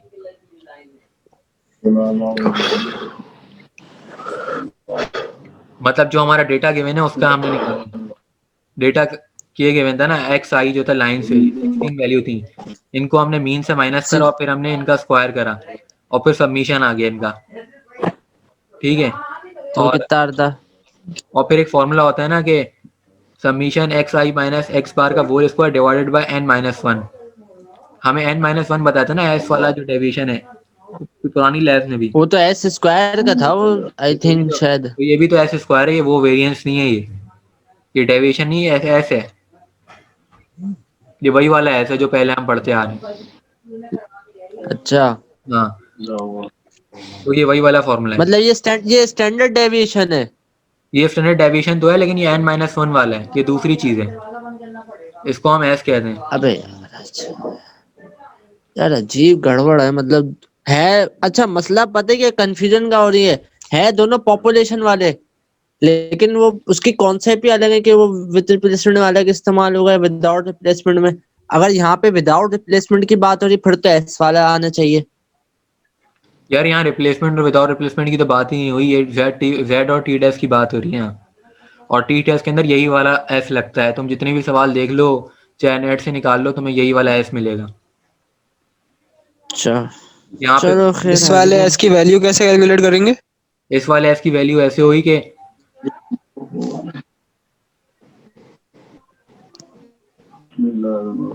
देखो, इस वाले एस की वैल्यू ऐसे हुई कि जो तुम्हारे वो है ना क्वेश्चन, उसके अंदर वैल्यू 16 गिवन है, तो वो 16 वैल्यू तुमने लाइन से लिख दी, और मीन तो हम लोग ऊपर पहले ही निकाल चुके हैं, तो हमने मीन से माइनस करा और फिर सबको अलग अलग स्क्वायर करा और फिर सबमिशन करा। ये हम स्टेट्स में कर चुके हैं कि summation x minus X bar का होल स्क्वायर, तो ये वैल्यू आई 6379। इसको हमने डिवाइड करा किससे, n माइनस वन से। n हमारा 16 था तो माइनस वन करा तो 15, तो हमें एस स्क्वायर की वैल्यू मिल गई। फिर हमने इसके ऊपर स्क्वायर रूट लगाया तो जिससे हमें क्या मिला, एस मिला, तो ये एस 20 आया था, तो ये इधर डाल दिया 20, तो इससे हमें टी की वैल्यू मिल गई 1.4। अब मैं टी टेबल दिखा देता हूँ कि टी टेबल कैसे देखते हैं। अच्छा, जेड टेस्ट और टी टेस्ट में थोड़ा फ़र्क है। जेड टेस्ट और टी टेस्ट में फ़र्क ये है कि एक तो यहाँ पे सिग्मा की जगह ऐसा आ गया, और सवाल में तुम्हें देखना होगा कि म्यू जो है वो क्या कहते हैं डेविएशन, वो अननोन होनी चाहिए टी टेस्ट के लिए, और जेड टेस्ट में नोन होनी चाहिए। और दूसरी चीज़ ये है कि ये जो वैल्यू आई है ना 1.4625, इस वैल्यू को तुम टेबल पे नहीं देखोगे। जेड टेबल में तो तुम जेड की वैल्यू को टेबल पे देखते थे ना, इसमें नहीं देखोगे। इसमें चाई स्क्वायर टेस्ट की तरह तुम डिग्री ऑफ फ्रीडम और लेवल ऑफ सिग्निफिकेंस से देखोगे। डिग्री ऑफ फ्रीडम कैसे निकाला हमने, 16 माइनस वन 15, और लेवल ऑफ सिग्निफिकेंस गिवन था हमें 0.01, तो हम इसको टेबल से देखते हैं।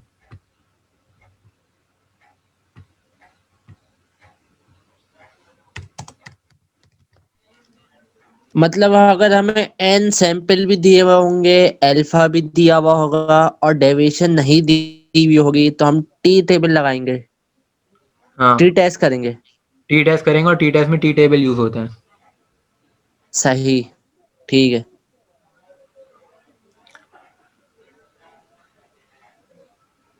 टी टेबल अभी मैं गूगल पे निकाल रहा हूँ,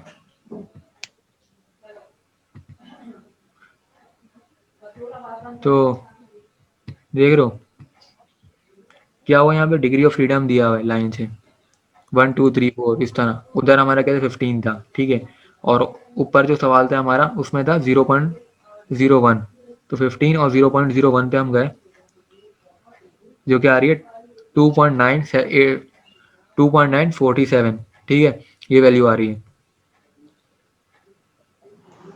ये एक बार यहाँ पे इन्होंने लिखा हुआ है 1 टेल और 2 टेल। कहाँ पे लिखा हुआ है? अब ऊपर देखो ना, ये जो 0.1 है, हाँ 0.01 इसने 2 टेल वाले के लिए लिखा हुआ है, और 0.005 1 टेल के लिए। अब ये हमें देखना पड़ेगा कि 2 टेल के लिए या 1 टेल के लिए, ये क्या सीन है? हम 1 टेल के लिए कर रहे हैं ना, अभी 2 टेल के लिए थोड़ी कर रहे हैं। 2 टेल के लिए कर रहे होते तो फिर हमारा जो ग्राफ तो है, पर 2.602 वैल्यू हुई ना, अगर 1 टेल कर रहे हैं। हाँ यही हुई, सही बोल रहे हो। अब मैं जाता हूँ, देखता हूँ वहाँ पे मैंने क्या लिखी हुई है। हाँ यही लिखी है 2.602, यही लिखी है ना।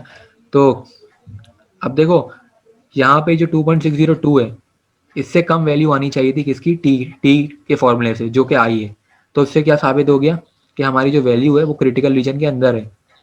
ठीक है, अब क्रिटिकल रीजन का ग्राफ मैंने बनाया यहाँ पे। ये ऐसी तुमने सिंपल सा कर्व बना दिया, क्रिटिकल रीजन की वैल्यू जो होती है वो टेबल से आती है, जो कि 2.602 आई, हमने लिख दिया। और कैलकुलेटेड वैल्यू उसके अंदर लाई कर रही है ना, 1 पॉइंट कुछ आ रही है, कैलकुलेटेड वाली आ रही है सही। 1.46। तो हमारा जो है, हमने सिर्फ एंड में कमेंट लिखना है कंक्लूजन कि जो वैल्यू है वो इसके अंदर लाई करती है। तो जेड टेस्ट। अच्छा यार, ये हाँ, 2 टेल और 1 टेल वाला बता दो, हम किस तरह से बनाते हैं 2 टेल ग्राफ या 1 टेल ग्राफ जो बनाते हो, किस तरह से बनाते हैं? 2 टेल और 1 टेल हम ऐसे बनाते हैं कि जो हमारा अल्टरनेटिव हाइपोथेसिस होता है उसको देख के बनाते हैं। जैसे अभी देखो, ये एच नॉट है, यहाँ पे इक्वल का साइन, हाँ। इसको हम नहीं देखेंगे, इसके नीचे जो H1 है उसको देखेंगे। यहाँ पे ये कौन सा साइन है, ग्रेटर देन का, ग्रेटर देन पे हम राइट टेल बनाते हैं। ये तो अपने पास लिख लो, ग्रेटर देन पे राइट टेल बनाते हैं अल्टरनेटिव हाइपोथेसिस का साइन देख के, और लेस देन पे हम लेफ्ट टेल बनाते हैं। और अगर यहाँ पे अनइक्वल का साइन होता, मतलब इक्वल के ऊपर एक डैश सा लग जाता है जिसे अनइक्वल कहते हैं, तो फिर हम कहते हैं 2 टेल टेस्ट। और 2 टेल टेस्ट में क्या होता है, जो भी हमारा लेवल ऑफ सिग्निफिकेंस होता है उसको हम 2 से डिवाइड कर देते हैं। यार लेकिन अनइक्वल का मतलब या तो ग्रेटर देन होगा या लेस देन होगा। अनइक्वल भी होता है, कुछ सवाल ऐसे होते हैं जिसके अंदर हमसे ऐसी बात की जा रही होती है जिसमें कंडीशन अनइक्वल वाली बन रही होती है। अब ये तुम गूगल पे एग्जांपल्स निकालो, तुम्हें मिलेंगी, यूट्यूब पे मिलेंगी, तो तुम्हें पता चलेगा कि कौन सी ऐसी कंडीशंस है जहाँ पे अनइक्वल वाले लगते हैं। लेकिन अभी तक हमारे इस लैब में नहीं लगे अनइक्वल वाले। लेकिन पेपर में कुछ नहीं हम कह सकते, कुछ भी दे देंगे।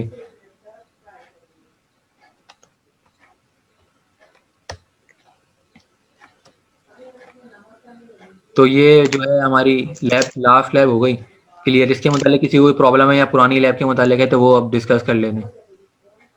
लैब 6 का क्वेश्चन 2 देख एक दफा करा दो।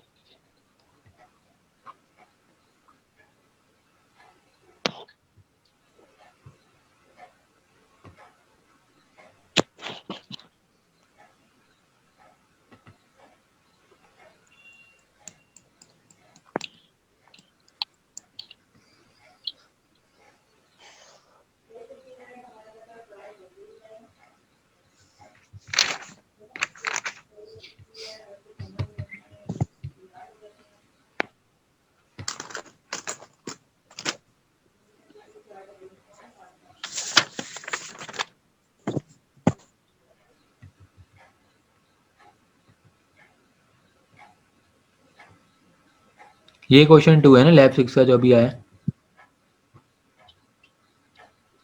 यही है देखो। हाँ, यही है। हाँ, तो तुम्हें इसमें इंटरवल्स दिए हैं और फ्रिक्वेंसी दी हुई है कि इस इंटरवल में इतनी फ्रिक्वेंसी लाया करती है। और तुम्हें हाइपोथेसिस के बारे में बताया कि हमने हाइपोथेसिस करना है और लेवल ऑफ सिग्निफिकेंस दिया हुआ है। तो हाइपोथेसिस हमने किस तरीके से बनाया, फिट इज गुड और फिट इज नॉट गुड। अच्छा, सवाल में बात बोली जा रही थी कि ये नॉर्मल डिस्ट्रीब्यूशन को फॉलो कर रहा है या नहीं कर रहा, लिखा हुआ है सवाल में। Test the hypothesis that the frequency following frequency follows the normal distribution, सवाल में बात बोली जा रही है।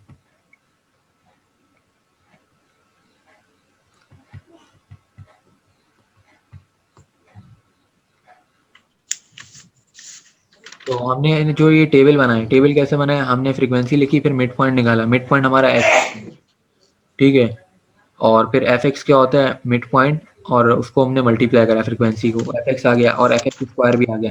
तो ये जो चीज़ें आई ये स्टेट्स हम निकाल चुके हैं, पहले स्टेट्स में हमने इस तरह करते थे। फिर ये जो एक्स बार आया वो कैसा है, summation F x divided by summation F, तो हमें एक्स बार मिल गया। और फिर ये दूसरा फॉर्मूला है, जिस तरह हम वेरिएंस में नहीं, बस मैं बात करता, वेरिएंस होता है एक सिग्मा होता है और एक एस होता है, इस तरह मीन में भी यही हो रहा है कि एक n-1 वाला मीन है, ठीक है। और ये 90 क्यों है यहाँ पे n, क्योंकि जो हमारी टोटल फ्रीक्वेंसी थी वो 90 थी, तो ये 90 इसलिए आया हुआ है। तो इसकी वैल्यू हमारी है 5.5। ये जो है ना ये काफ़ी ब्लर होगा, तुम लोग को शायद क्लियर ना हो।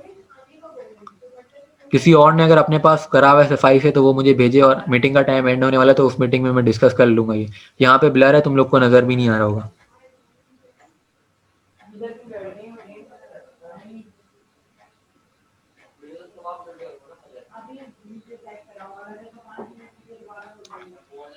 किसी और ने करा है ये?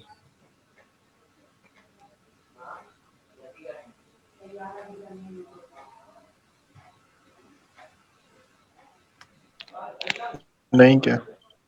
किसी ने भी नहीं किया यार, 11 बंदे आए हुए। जर्नल नहीं बनाया हुआ किसी ने? नहीं यार, अब क्या पेपर होगा। अच्छा, मैं मीटिंग एंड होने वाली है, मैं दोबारा मीटिंग करता हूँ। ये जो नहीं है हमारी शायद जमाल बुक, उसके अंदर ये हुआ हुआ है इस तरह का ना सिमिलर क्वेश्चन, तो उसको डिस्कस कर लेता हूँ मैं, क्योंकि ये ब्लर है इसमें तो फ़ायदा नहीं है। ठीक है, मीटिंग एंड करो।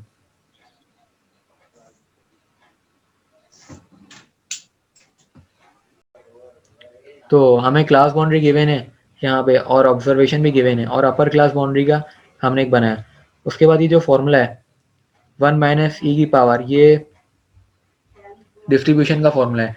कौन सी डिस्ट्रीब्यूशन यहाँ पे लग रही है? एक्सपोनेंशियल डिस्ट्रीब्यूशन लग रही है। ठीक है, जो सवाल है यहाँ पे दो चीज़ हमें करनी थी, एक करनी थी नॉर्मल डिस्ट्रीब्यूशन और एक एक्सपोनेंशियल करनी थी। तो नॉर्मल वाला काम अभी ब्लर था, वहाँ पे क्लियर नहीं था, लेकिन मैं एक्सपोनेंशियल पे ही बता रहा हूँ ताकि ये सवाल समझ आ जाए। तो एक्सपोनेंशियल का जो फॉर्मूला है वो लग रहा है यहाँ पे। तो हमने करा क्या, जो भी हमारी अपर क्लास बाउंड्री थी ना वो हमने पुट करी इस फॉर्मूले में, तो हमें ये डिफरेंट वैल्यू मिली, और हमें इन्फिनिटी पे क्या 1 मिलेगा यहाँ पे, हमने खुद से लिखना है। अब जो चेंज है ना डेल्टा एफ एक्स, चेंज क्या होता है? माइनस होता है। ठीक है, आपका पहली वैल्यू तो वहीं रहेगी, दूसरी वैल्यू हम माइनस कराएंगे पहली वाली से, तो फिर जो डिफरेंस है पहली दूसरी में वो आ रहा है 0.0864। इस तरह सबके हम डिफरेंस करते चले गए, और जो लास्ट वैल्यू हमने उसको 1 लिखना है। अब यहाँ पे ना हमारी जो टोटल ऑब्जर्वेशन है वो क्या है? 90 है। ठीक है, तो 90 से हमने अगले टेबल में मल्टीप्लाई करना है। क्यों करना है? क्योंकि एक्सपेक्टेड की हम बात कर रहे हैं, और ये जो डेल्टा एफ एक्स है ना, ये हमारे लिए यहाँ पे प्रोबेबिलिटी का काम कर रहा है। जिस तरह हमने उधर एक बायनोमियल वाला करा था पीछे, तो उसमें हमने एनपी की बात करी थी, तो जो हमने प्रोबेबिलिटी निकाली थी उसको हमने अपनी ऑब्जर्वेशन से मल्टीप्लाई कराया था। तो इसी तरह यहाँ पर हम ऑब्जर्वेशन से मल्टीप्लाई नहीं करा रहे, हम मल्टीप्लाई डायरेक्ट करा रहे हैं अपने टोटल से। यहाँ पे ये फ़र्क है। यहाँ पे कोई अगर ये कर देगा कि 0.44 को हम कर दें अगर 12 से मल्टीप्लाई, तो हमारा काम ख़राब होगा। हमने करना है 90 से, क्योंकि ये एज अ प्रोबेबिलिटी काम नहीं कर रहा है। यहाँ पे ये डेल्टा है, तो हमें एक्सपेक्टेड मिल गई। ठीक है, और जो हमारा आखिरी वाला है ये एक्स का स्क्वायर है। ठीक है, एक्स स्क्वायर है ये। तो जो हमारा एक्स था वो क्या था?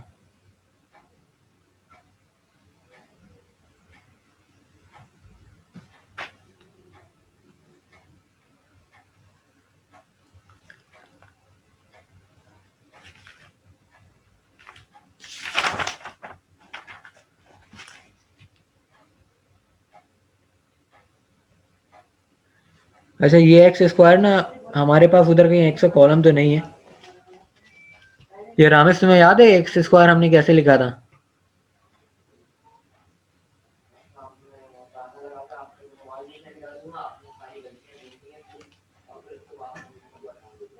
नसर तुम्हें पता है ये? देखो शायद मुझे लगता है कि ये जो है ना, वो जो फॉर्मूला है ना हमारा, ऑब्जर्व माइनस एक्सपेक्टेड का स्क्वायर अपॉन एक्सपेक्टेड, उससे जरा निकाल के देखो, शायद आ जाए। मुझे लगता है कि आ जाएगा। करता हूँ।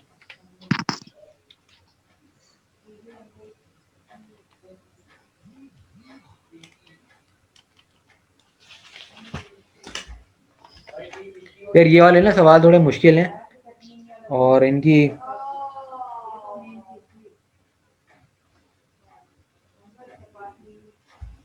हाँ आतिफ आ गया है। आ गया ना? ऑब्जर्व ये, हाँ 12 पे ऑब्जर्व, और जो एक्सपेक्टेड है ये वाली 39.95। हाँ, तो ये जो फॉर्मूला है वही पुराना वाला फॉर्मूला लगा है। यहाँ पे यार जगह कम थी, जैसे फॉर्मूला लिखा नहीं गया। तो अगर ओवरऑल सवाल की बात करें तो सवाल में क्या है, हमें क्लास बाउंड्री गिवन है, ऑब्जर्वेशन गिवन है, और अपर क्लास बाउंड्री हमने अलग करी, और फिर आगे फंक्शन जो है उसका जो एक्सपोनेंशियल डिस्ट्रीब्यूशन का फंक्शन है वो लगाया हमने। ठीक है, अब उसके ऊपर हमने जो ये 0.05 लिखा हुआ है, ये कहाँ से है?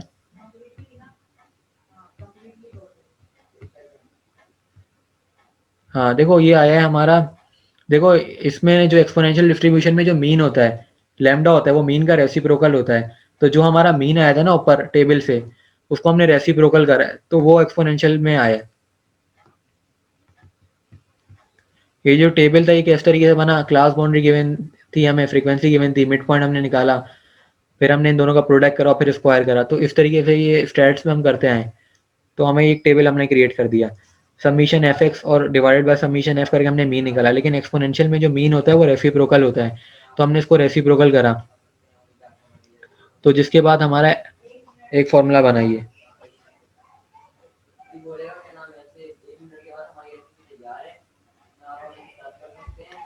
ठीक है, तो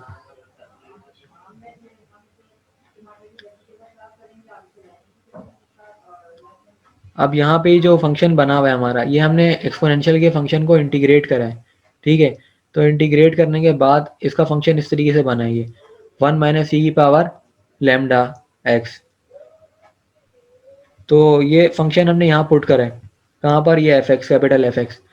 तो इस तरीके से ना यहाँ पे एक्स की जो जो डिफरेंट वैल्यू दी अपर क्लास बाउंड्री से जो हमें मिली वो हम रखते गए, और फिर हमने डेल्टा भी निकाला। अब उस डेल्टा को हमने 90 से मल्टीप्लाई करके चाई स्क्वायर टेस्ट का जो फार्मूला है, जो कि ऑब्जर्व माइनस एक्सपेक्टेड का स्क्वायर डिवाइडेड बाय एक्सपेक्टेड, वो लगा, जिससे हमें एक्स स्क्वायर मिला। तो फिर जो हमारा एक्स स्क्वायर मिला हमने इसका समीशन कर लिया, तो उससे हमें क्या मिला? कैलकुलेटेड वैल्यू मिली। ठीक है, अब हम टेबुलेटेड वैल्यू पे जाएंगे। टेबुलेटेड वैल्यू जो होती है वो हमें लेवल ऑफ सिग्निफिकेंस दिया था 0.05 और डिग्री ऑफ यार ये वैल्यूज किस तरह से आ रही है ये वाली? कौन सी वाली? एफ की और इसकी, एफ की और ये वाली अपना ऊपर करो, ये टेबल पे आओ। हाँ ये एफ एक्स वाली और ये हमने ऊपर इंटीग्रेट करा है, वहां से फंक्शन मिला हमें। ये असल में सीडीएफ का फंक्शन है। सीडीएफ तुम्हें पता है ना क्या होता है? Lower limit 0 upper limit x. सही। तो जो हमारा एक्सपोनेंशियल डिस्ट्रीब्यूशन का फॉर्मूला है उसको हमने सीडीएफ मालूम करा।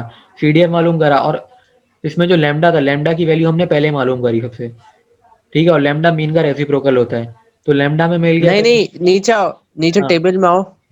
टेबल में जो वैल्यूज हैं अपना डेल्टा एफ एक्स वाली और ये ई कौन सा है? ई लैम्डा क्या है? E1 है, E1 एक्सपेक्टेड कहते हैं फिर। ये फिर पुराने वाले तरीके से ही निकलेगी, ऑब्जर्व माइनस वो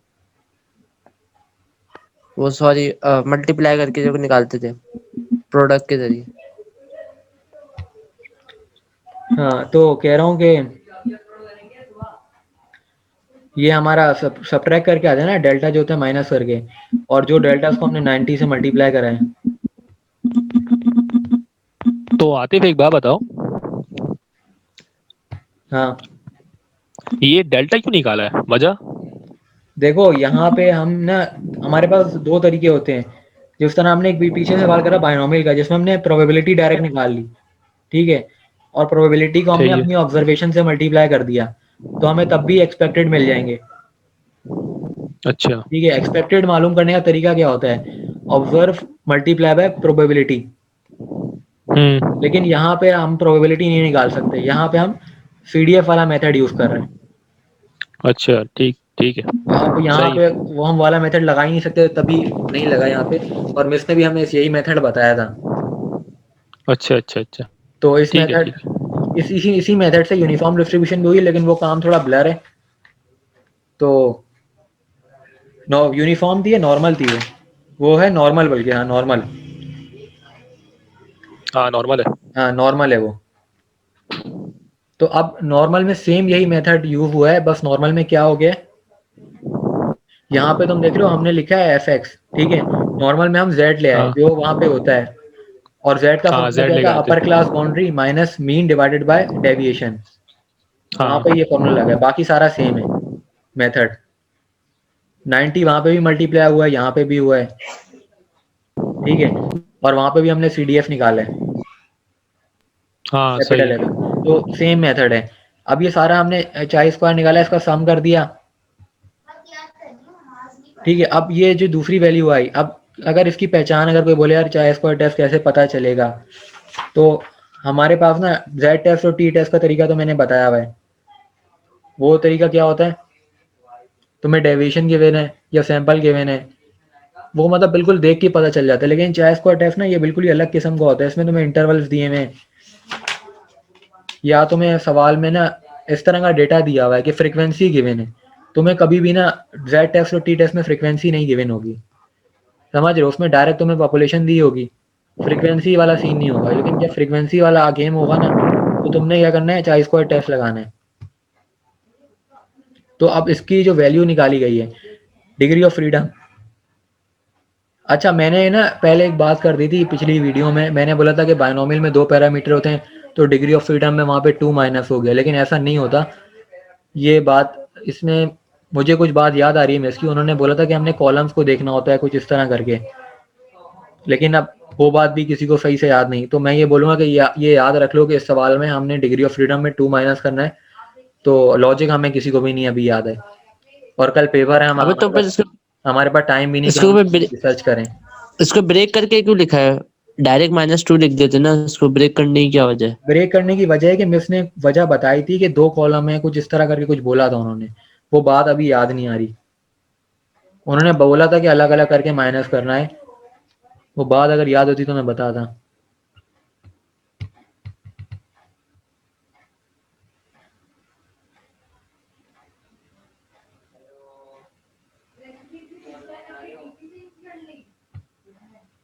अच्छा, कोई बोल रहा है कि ये 7 माइनस 2 होगा, 5 नहीं होगा, यहाँ 7 क्यों होगा, ये चीज मुझे बताए कोई।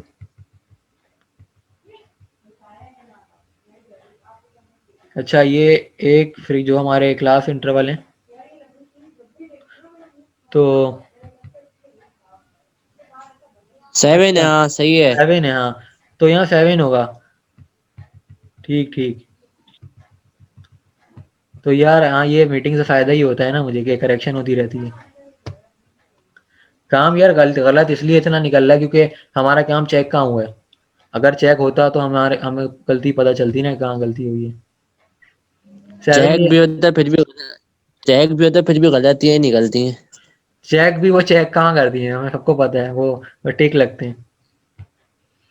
तो 7 माइनस क्या होगा, 2 होगा, तो हमारा 5 आ जाएगा।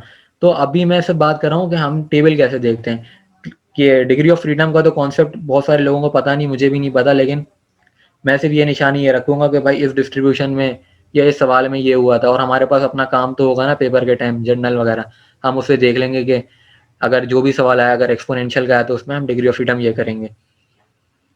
तो मैं टेबल पर आ जाता हूँ, टेबल हम कैसे देखते हैं।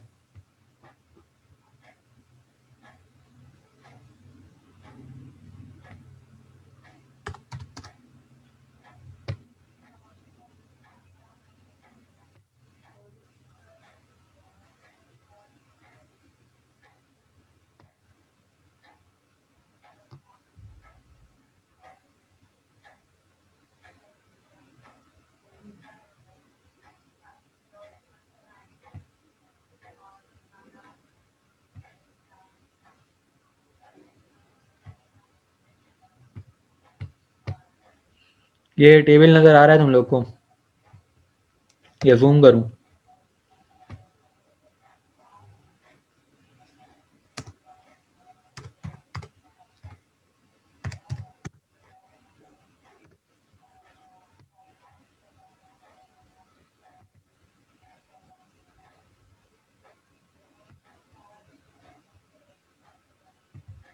नहीं ये नहीं, ये देखो टेबल अब क्लियर होगा सबको। तो टेबल किस तरीके हम देखेंगे, डिग्री ऑफ फ्रीडम हमें दिया हुआ है, ठीक है। जैसे अब कोई बोल रहा है कि 7 माइनस 2 करेंगे तो 5 होगा, तो चलो सपोज करते हैं 5 है, और उधर जो भी हमें दिया हुआ है क्या कहते हैं, अल्फा। अल्फा अगर हमें 0.5 दिया तो उसका मतलब है कि 95 पे हम देखेंगे, तो 5 और 95 पे गए हम, तो हमें मिली वैल्यू 1.145। इस तरीके से टेबल देखना है। तो टेबल सारी डिस्ट्रीब्यूट सारे जो भी हैं देखना मुश्किल नहीं है। और अगर 0.3 दिया हो फिर? क्या चीज़? 0. अगर 3 दे दें अल्फा तो फिर 97 वाले में 0.97 वाले में देखेंगे फिर। 97, हाँ फिर देखेंगे। अच्छा एक चीज है कि अगर 0.1 देते हैं तो यहाँ पे 99 वाले 3 वैल्यूज हैं, 4 वैल्यूज हैं बल्कि। हाँ तो फिर कहाँ जाएंगे, फिर हम किस में देखेंगे? अब 0.1 में भी पता है क्या होता है, 0.001 होता है, 0.01 होता है, इस तरह से होता है। तो उस लिहाज से तो मैं खुद नजर आ रहा है ना कि अगर 3 9 आना तो उसका मतलब 0.001 की बात हो रही है। समझ रहे हो बात? सही।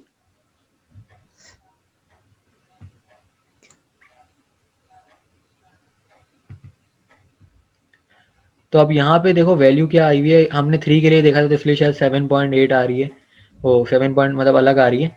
लेकिन ओवरऑल मैंने टेबल देखना बता दिया। अब क्रिटिकल रीजन हमने बना होता है। क्रिटिकल रीजन कैसे बनते हैं? क्रिटिकल रीजन ऐसे बनता है कि जो भी हमारी वैल्यू है, जैसे आई, जैसे तुम देख रहे हो कि ये हमने रीजन बनाया हुआ है, ये क्रिटिकल रीजन। तो यहाँ पे हमने आतिफ जो, आतिफ हाँ तुम जो अभी वो लगाया था टेबल, ये हाँ, कौन था, कौन सा है वैसे ये? 40 स्क्वायर टेस्ट टेबल का था ना, और क्या था? या तो उसमें 0.05 क्यों नहीं आया था फिर? देखो अब ये गूगल है ना, गूगल वाले टेबल डिफरेंट टाइप के होते हैं गूगल पे। कुछ में लिखा होता है 0.05, कुछ में लिखा होता है हाँ 0.95, मतलब बात एक ही होती अच्छा है। अच्छा, क्योंकि मैं अभी जो चेक कर रहा हूँ, मेरे पास जो चार्ट तुम्हारे जो उससे लिया था मैंने बुक से, हम्म। उसमें तकरीबन वैल्यू तो 11.070 आ रही है, और शायद तुमने भी उसी से किया है। हाँ मैंने भी उसी से ही करा होगा, और मैं पेपर में भी वही हाँ लेके जाऊंगा क्योंकि वो एक्यूरेट है। गूगल पे यार हम लोग को हाँ ना मसले हो जाते हैं। गूगल पे कोई वेबसाइट कुछ दिखाएगी, कोई कुछ दिखाएगी। जो हमारा यूनिवर्सिटी का अच्छा कोर्स है अच्छा। उसी को रहना चाहिए। लेकिन मैं अभी, ये मेरे लिए था, बेहतर हाँ ये था कि गूगल में डायरेक्ट जाऊँ। मैं लैपटॉप पे हूँ तो मैं, इसलिए मैं गूगल पे चलो गया सेट है। सिर्फ दिखाने के लिए। सही है सही। अच्छा, क्रिटिकल रीजन की ये बात कर रहा था, जो भी हमारी कैलकुलेटेड वैल्यू आएगी ना उस वो क्रिटिकल रीजन होता है, मतलब उसकी लिमिट होती है। ये जो लाइन बनी हुई है इससे, और हम एक लाइन खींच के दिखा देते हैं कि हमारा लेवल ऑफ सिग्निफिकेंस क्या है ऊपर, जैसे ये नज़र आ रहा है, ठीक है। और इसको कहते हैं एक्सेप्टेंस रीजन। ये जो ए आर लिखा हुआ है ना, ए आर।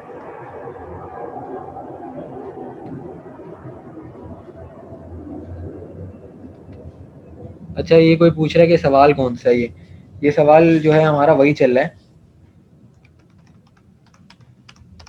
जो अभी हमारा चल रहा था, एक्सपोनेंशियल डिस्ट्रीब्यूशन था ना। हाँ एक्सपोनेंशियल डिस्ट्रीब्यूशन का चल रहा था। तो आगे हमने ये जो सारी वैल्यू निकाली है ना एक्स स्क्वायर की, ये हमने निकाली कैलकुलेटेड वैल्यू। ये कैलकुलेटेड वैल्यू है 0.96। और ये निकालने के लिए हमने पूरा डिटेल बता चुका हूँ कि कैसे करा। ऊपर पहले हमने CDF निकाला, तो उसके बाद हमने जो एंड में कंक्लूजन दिया है, वो कंक्लूजन हम क्या देख के देते हैं? कंक्लूजन हम देखते हैं कि हमारी टेबल वाली वैल्यू और कैलकुलेटेड वैल्यू वो देखते हैं। टेबल वैल्यू वाली वैल्यू आ रही है 7.82। अब ये गलत होगी क्योंकि 7 था वहाँ पे, लेकिन मैं समझाने के लिए बात कर रहा हूँ। और कैलकुलेटेड वैल्यू हमारी क्या आ रही है?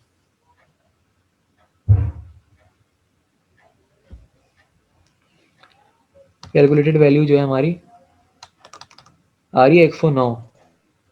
तो हैरानी है ना, इतनी बड़ी वैल्यू आ रही है, मतलब ला ही नहीं कर रहा भाई, बाहर है। देख रहे हो ये कहाँ पे, और 109 कहाँ पे होगा? बाहर होगा। तो ला ही नहीं कर रहा। इससे कम होनी चाहिए, मतलब 6 होती कैलकुलेटेड वैल्यू तो हम बोलते हैं कि फॉल इन क्रिटिकल, मतलब अच्छा हमने बोला कि जो वैल्यू है वो फॉल नहीं करती एक्सेप्टेंस रीजन में, तो हम एक्सेप्ट नहीं कर सकते और तो हम रिजेक्ट कर देते हैं।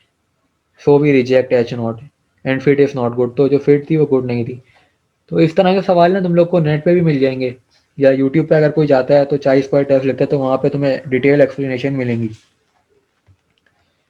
और ये जो रिकॉर्डिंग है मेरे हिसाब से इसको मुझे अपलोड तो नहीं करना चाहिए। तुम लोग अगर बोलते हो कि अपलोड करो, आज की जो 1.5-2 घंटे हुई है, भाई अपलोड करो भाई। करूँ? हाँ भाई, जाहिर सी बात है। रात भर जागोगे? अबे तो जाहिर सी बात है, रात ही की तो दिन है। अच्छा यार मैं पहले अपलोड करता ना आखिरी रात पे, लोग बोलते यार पूरा साल ज़ाया हो गया, आप कर रहे हो। अबे तो उनको कटाओ भाई, तुम उसको अपलोड करो, पढ़ना है। पुरानी वाली वीडियो पूरी देख ली थी? हाँ, लैब 6 से कवर करा था मैंने पूरा। अच्छा ये जो है ना ये ब्लर है, लेकिन मैं क्या कहते हैं, हसन ने ना मुझे पिक्चर भेजी थी अपने मोबाइल से, मैं वो शेयर करता हूँ ताकि मैं इसको भी डिस्कस कर लूँ, क्योंकि फिर जब तुम लोग खुद स्टडी करोगे तुम लोग बोलोगे यार ये तो पता है नहीं, ये रह गया, तो मसला होगा। सेट सेट हो गया ब्रो।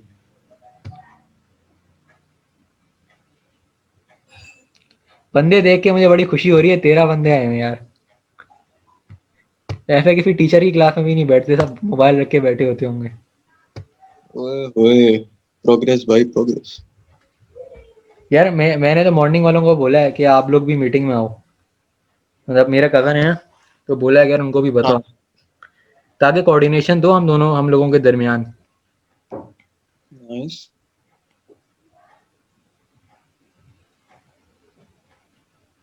बस आतिफ भाई कल की ये लैब निकल जाए, पास हो जाए बस। यार मैं बोल रहा हूँ इंशाल्लाह 4 GPA तुम्हारी। यानी आ गई ना, मैं सबसे पहले तुझे जहाँ बोलेगा लेके जाऊंगा कराची में। यार मैं तो पूरी कोशिश कर रहा हूँ तुम्हारी है। जानी क्या करें, हम भी देख पढ़ रहे हैं।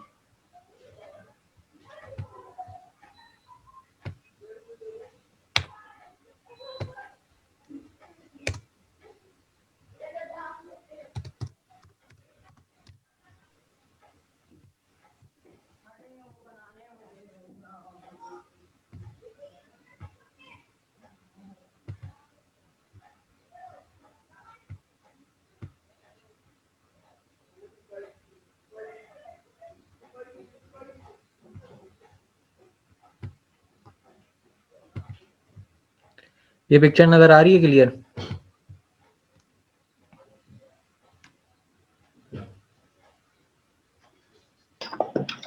वीआईपी। हाँ, तो इस पिक्चर की मैं बात कर रहा था कि हमने इससे पहले जो बात करी थी वो थी एक्सपोनेंशियल डिस्ट्रीब्यूशन, अब ये नॉर्मल डिस्ट्रीब्यूशन है। तो नॉर्मल डिस्ट्रीब्यूशन में हमारा सवाल वही है, क्लास बाउंड्री वही है, और ये ऑब्जर्वेशन है 12, 10, 15, ये सारी जो है ये ऑब्जर्वेशन है। और ये अपर क्लास बाउंड्री हमने कहाँ से लिखी, उधर जो अपर लिमिट थी वो हम लिखते चले गए यहाँ तक। और उसके बाद ये जेड है, जेड कैसे आता है? जेड हमें पता है नॉर्मल डिस्ट्रीब्यूशन में ना जेड होता है, और जेड होता है upper class boundary minus mean divided by deviation. तो मीन हमने पहले ही निकाल चुके हैं, अगर तुम पिछले मतलब जो मैंने PDF भेजी हुई है उसमें तुम देखोगे मीन हमारा क्या है 17.71 आया हुआ है, और डेविएशन हमारा है 5.50। तो और हम अपर क्लास बाउंड्री भी यहाँ पे रखी है, तो फॉर्मूला है।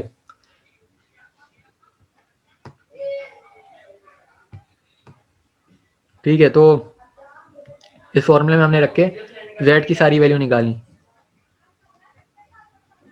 और उसके बाद जो हमारा हुआ है, यार ये सवाल मैंने खुद करे थे लेकिन मुझे आइडिया भी नहीं थे लैब होंगी, मैं तो चिल बैठा था कि लैब नहीं होंगी, बस पेपर करना है।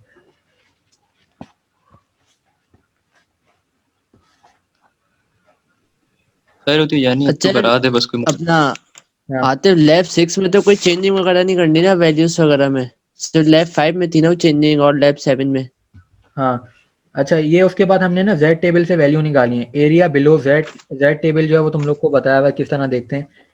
तो जेड टेबल में नेगेटिव में भी वैल्यूज आती हैं, पॉजिटिव में भी आती हैं, तो कोई मसले की बात नहीं कि कोई बोले यार इधर तो माइनस में नहीं निकल सकती, निकल जाएंगी वैल्यूज। फिर उसके बाद हम जो डेल्टा है उसका अगला कॉलम है डेल्टा का, मतलब डिफरेंस।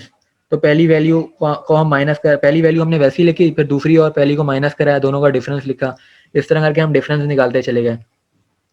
फिर जो भी डिफरेंस आया हमारा डेल्टा जिसे कहते हैं, उसको हमने मल्टीप्लाई करा 90 से, और 90 से मल्टीप्लाई कराने की वजह ये थी कि हमारा जो टोटल है वो 90 है, तो हमने मल्टीप्लाई करा दी 90 से। ठीक है, तो हमारी क्या आ गई, एक्सपेक्टेड आ गई, जो भी वैल्यूज हैं उसको हमने ऊपर लिखा हुआ है E1, अगर गौर से देखो E1, और एक ऑब्जर्व है जो 12 है, एक एंड पे तुम्हें 12 नजर आ रही है जो क्लास बाउंड्री के बराबर में कॉलम है, और एक सेकंड लास्ट कॉलम है E1 का जो कि हमारी एक्सपेक्टेड आ रही है। तो फॉर्मूला हमारा है ऑब्जर्व माइनस एक्सपेक्टेड का whole square divided by expected, ये चाई स्क्वायर टेस्ट का फॉर्मूला है। तो ये फॉर्मूला हमने लगाया सब पे, तो हमारे एक्स स्क्वायर मिला आखिरी वाली वैल्यू, और इन सबको हमने सम करा, तो हमारी कैलकुलेटेड वैल्यू क्या आई, 4.53 आई। ठीक है, फिर ये वैल्यू हमारी आ गई, फिर हमने टेबुलेटेड वैल्यू निकालनी है। टेबुलेटेड वैल्यू कैसे निकालेंगे? डिग्री ऑफ फ्रीडम से। अब डिग्री ऑफ फ्रीडम हमारी कैसे आई? 7 - 1 - 2। अब ये चीज़ मुझे नहीं पता कि ये डिग्री ऑफ फ्रीडम किस तरीके से इन्होंने इधर निकाली गई है। मतलब 7 तो हमारा टोटल था, लेकिन एक माइनस हो, उसके बाद 2 और माइनस हो गए। मेरे पास जो अपना काम है उसमें भी यही हुआ है, तो मैं यही बोलूंगा, अगर ये लैब आती तुम लोग देख के कर लोगे ये, मतलब डिग्री ऑफ फ्रीडम, मतलब अगर डिस्ट्रीब्यूशन ये वाली आती है, ये सवाल इस टाइप का आता है कि तुम लोग ये इस तरह डिग्री ऑफ फ्रीडम निकालोगे। लॉजिक हमें मिस ने भी नहीं बताई थी, हमें खुद करनी पड़ी थी लैब। अच्छा, दूसरी बात यह है कि लॉजिक पहले कुछ ना कुछ पता थी मुझे, लेकिन काफ़ी टाइम से नहीं देखी लैब, तो वैसे पता नहीं, लेकिन है काम सही है। और उसके बाद हमने जो कैलकुलेटेड वैल्यू, वो टेबुलेटेड वैल्यू निकाली है, वो कैसे निकाली? डिग्री ऑफ फ्रीडम 4 और लेवल ऑफ सिग्निफिकेंस 0.05। तो हम टेबल पे चले जाएंगे तो हमें ये वैल्यू मिल जाएगी। तो मैं टेबल पे दोबारा एक बार जाके दिखाता हूँ कि वैल्यू क्या आई है।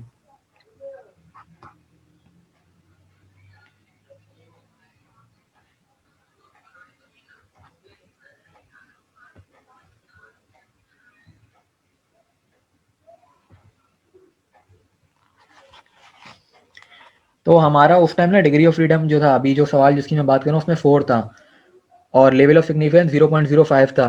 तो डिग्री ऑफ फ्रीडम हम 4 पे गए और 0.05 का मतलब है कि 95 पे हमने जाना है।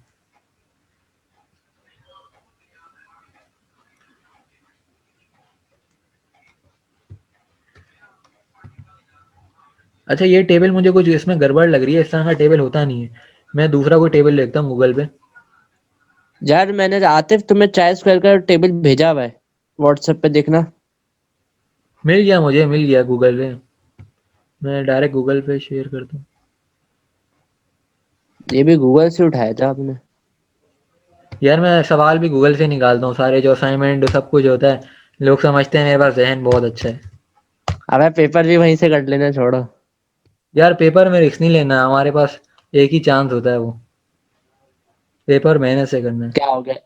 रिस्क मैनेजमेंट ही तो पढ़ रहे हैं, रिस्क ले लोगे क्या हो जाएगा? यार घर वाले थोड़ी मानेंगे कि क्यों फेल हो गए, उनके पास कहना रिस्क मैनेजमेंट है। उनको हम कोई मौलवी जवाब गलत कहा था, मतलब आप लोगों को एक पढ़ने बार दे। एक बार पहले ही फेल हो चुके हैं, अब कितनी बार फेल होंगे?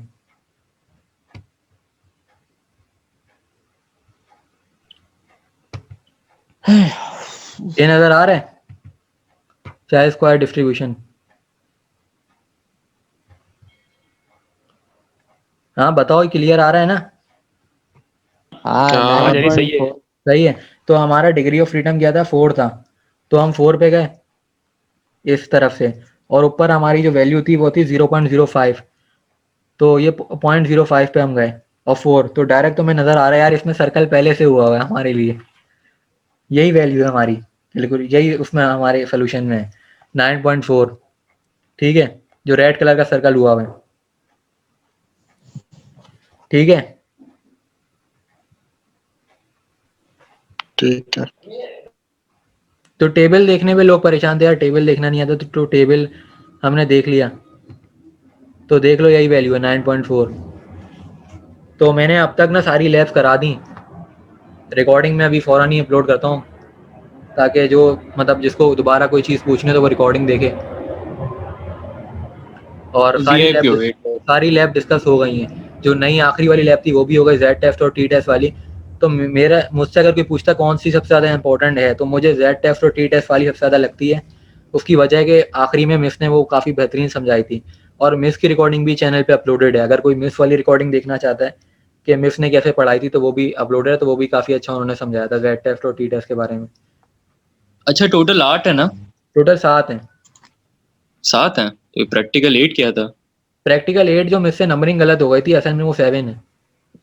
अच्छा, वीआईपी सही हो गया। 7 लैब हैं, और कल अब क्या होगा बस दुआ करो कि निकल जाए। कोड वाला 7 लैब और क्या था? कोड वाला सीन हो गया तो फिर फंस गए सब। अबे तो सेम पेपर तो कभी नहीं देंगे ये लोग, कोड तो हो गई। नहीं, टाइमिंग की भी बात है ना, अगर 1 घंटा दिया तो कैसे करेंगे? हमें समझाने में तुम्हें 2 घंटे लगे, तो करने में कैसे लगेंगे भाई?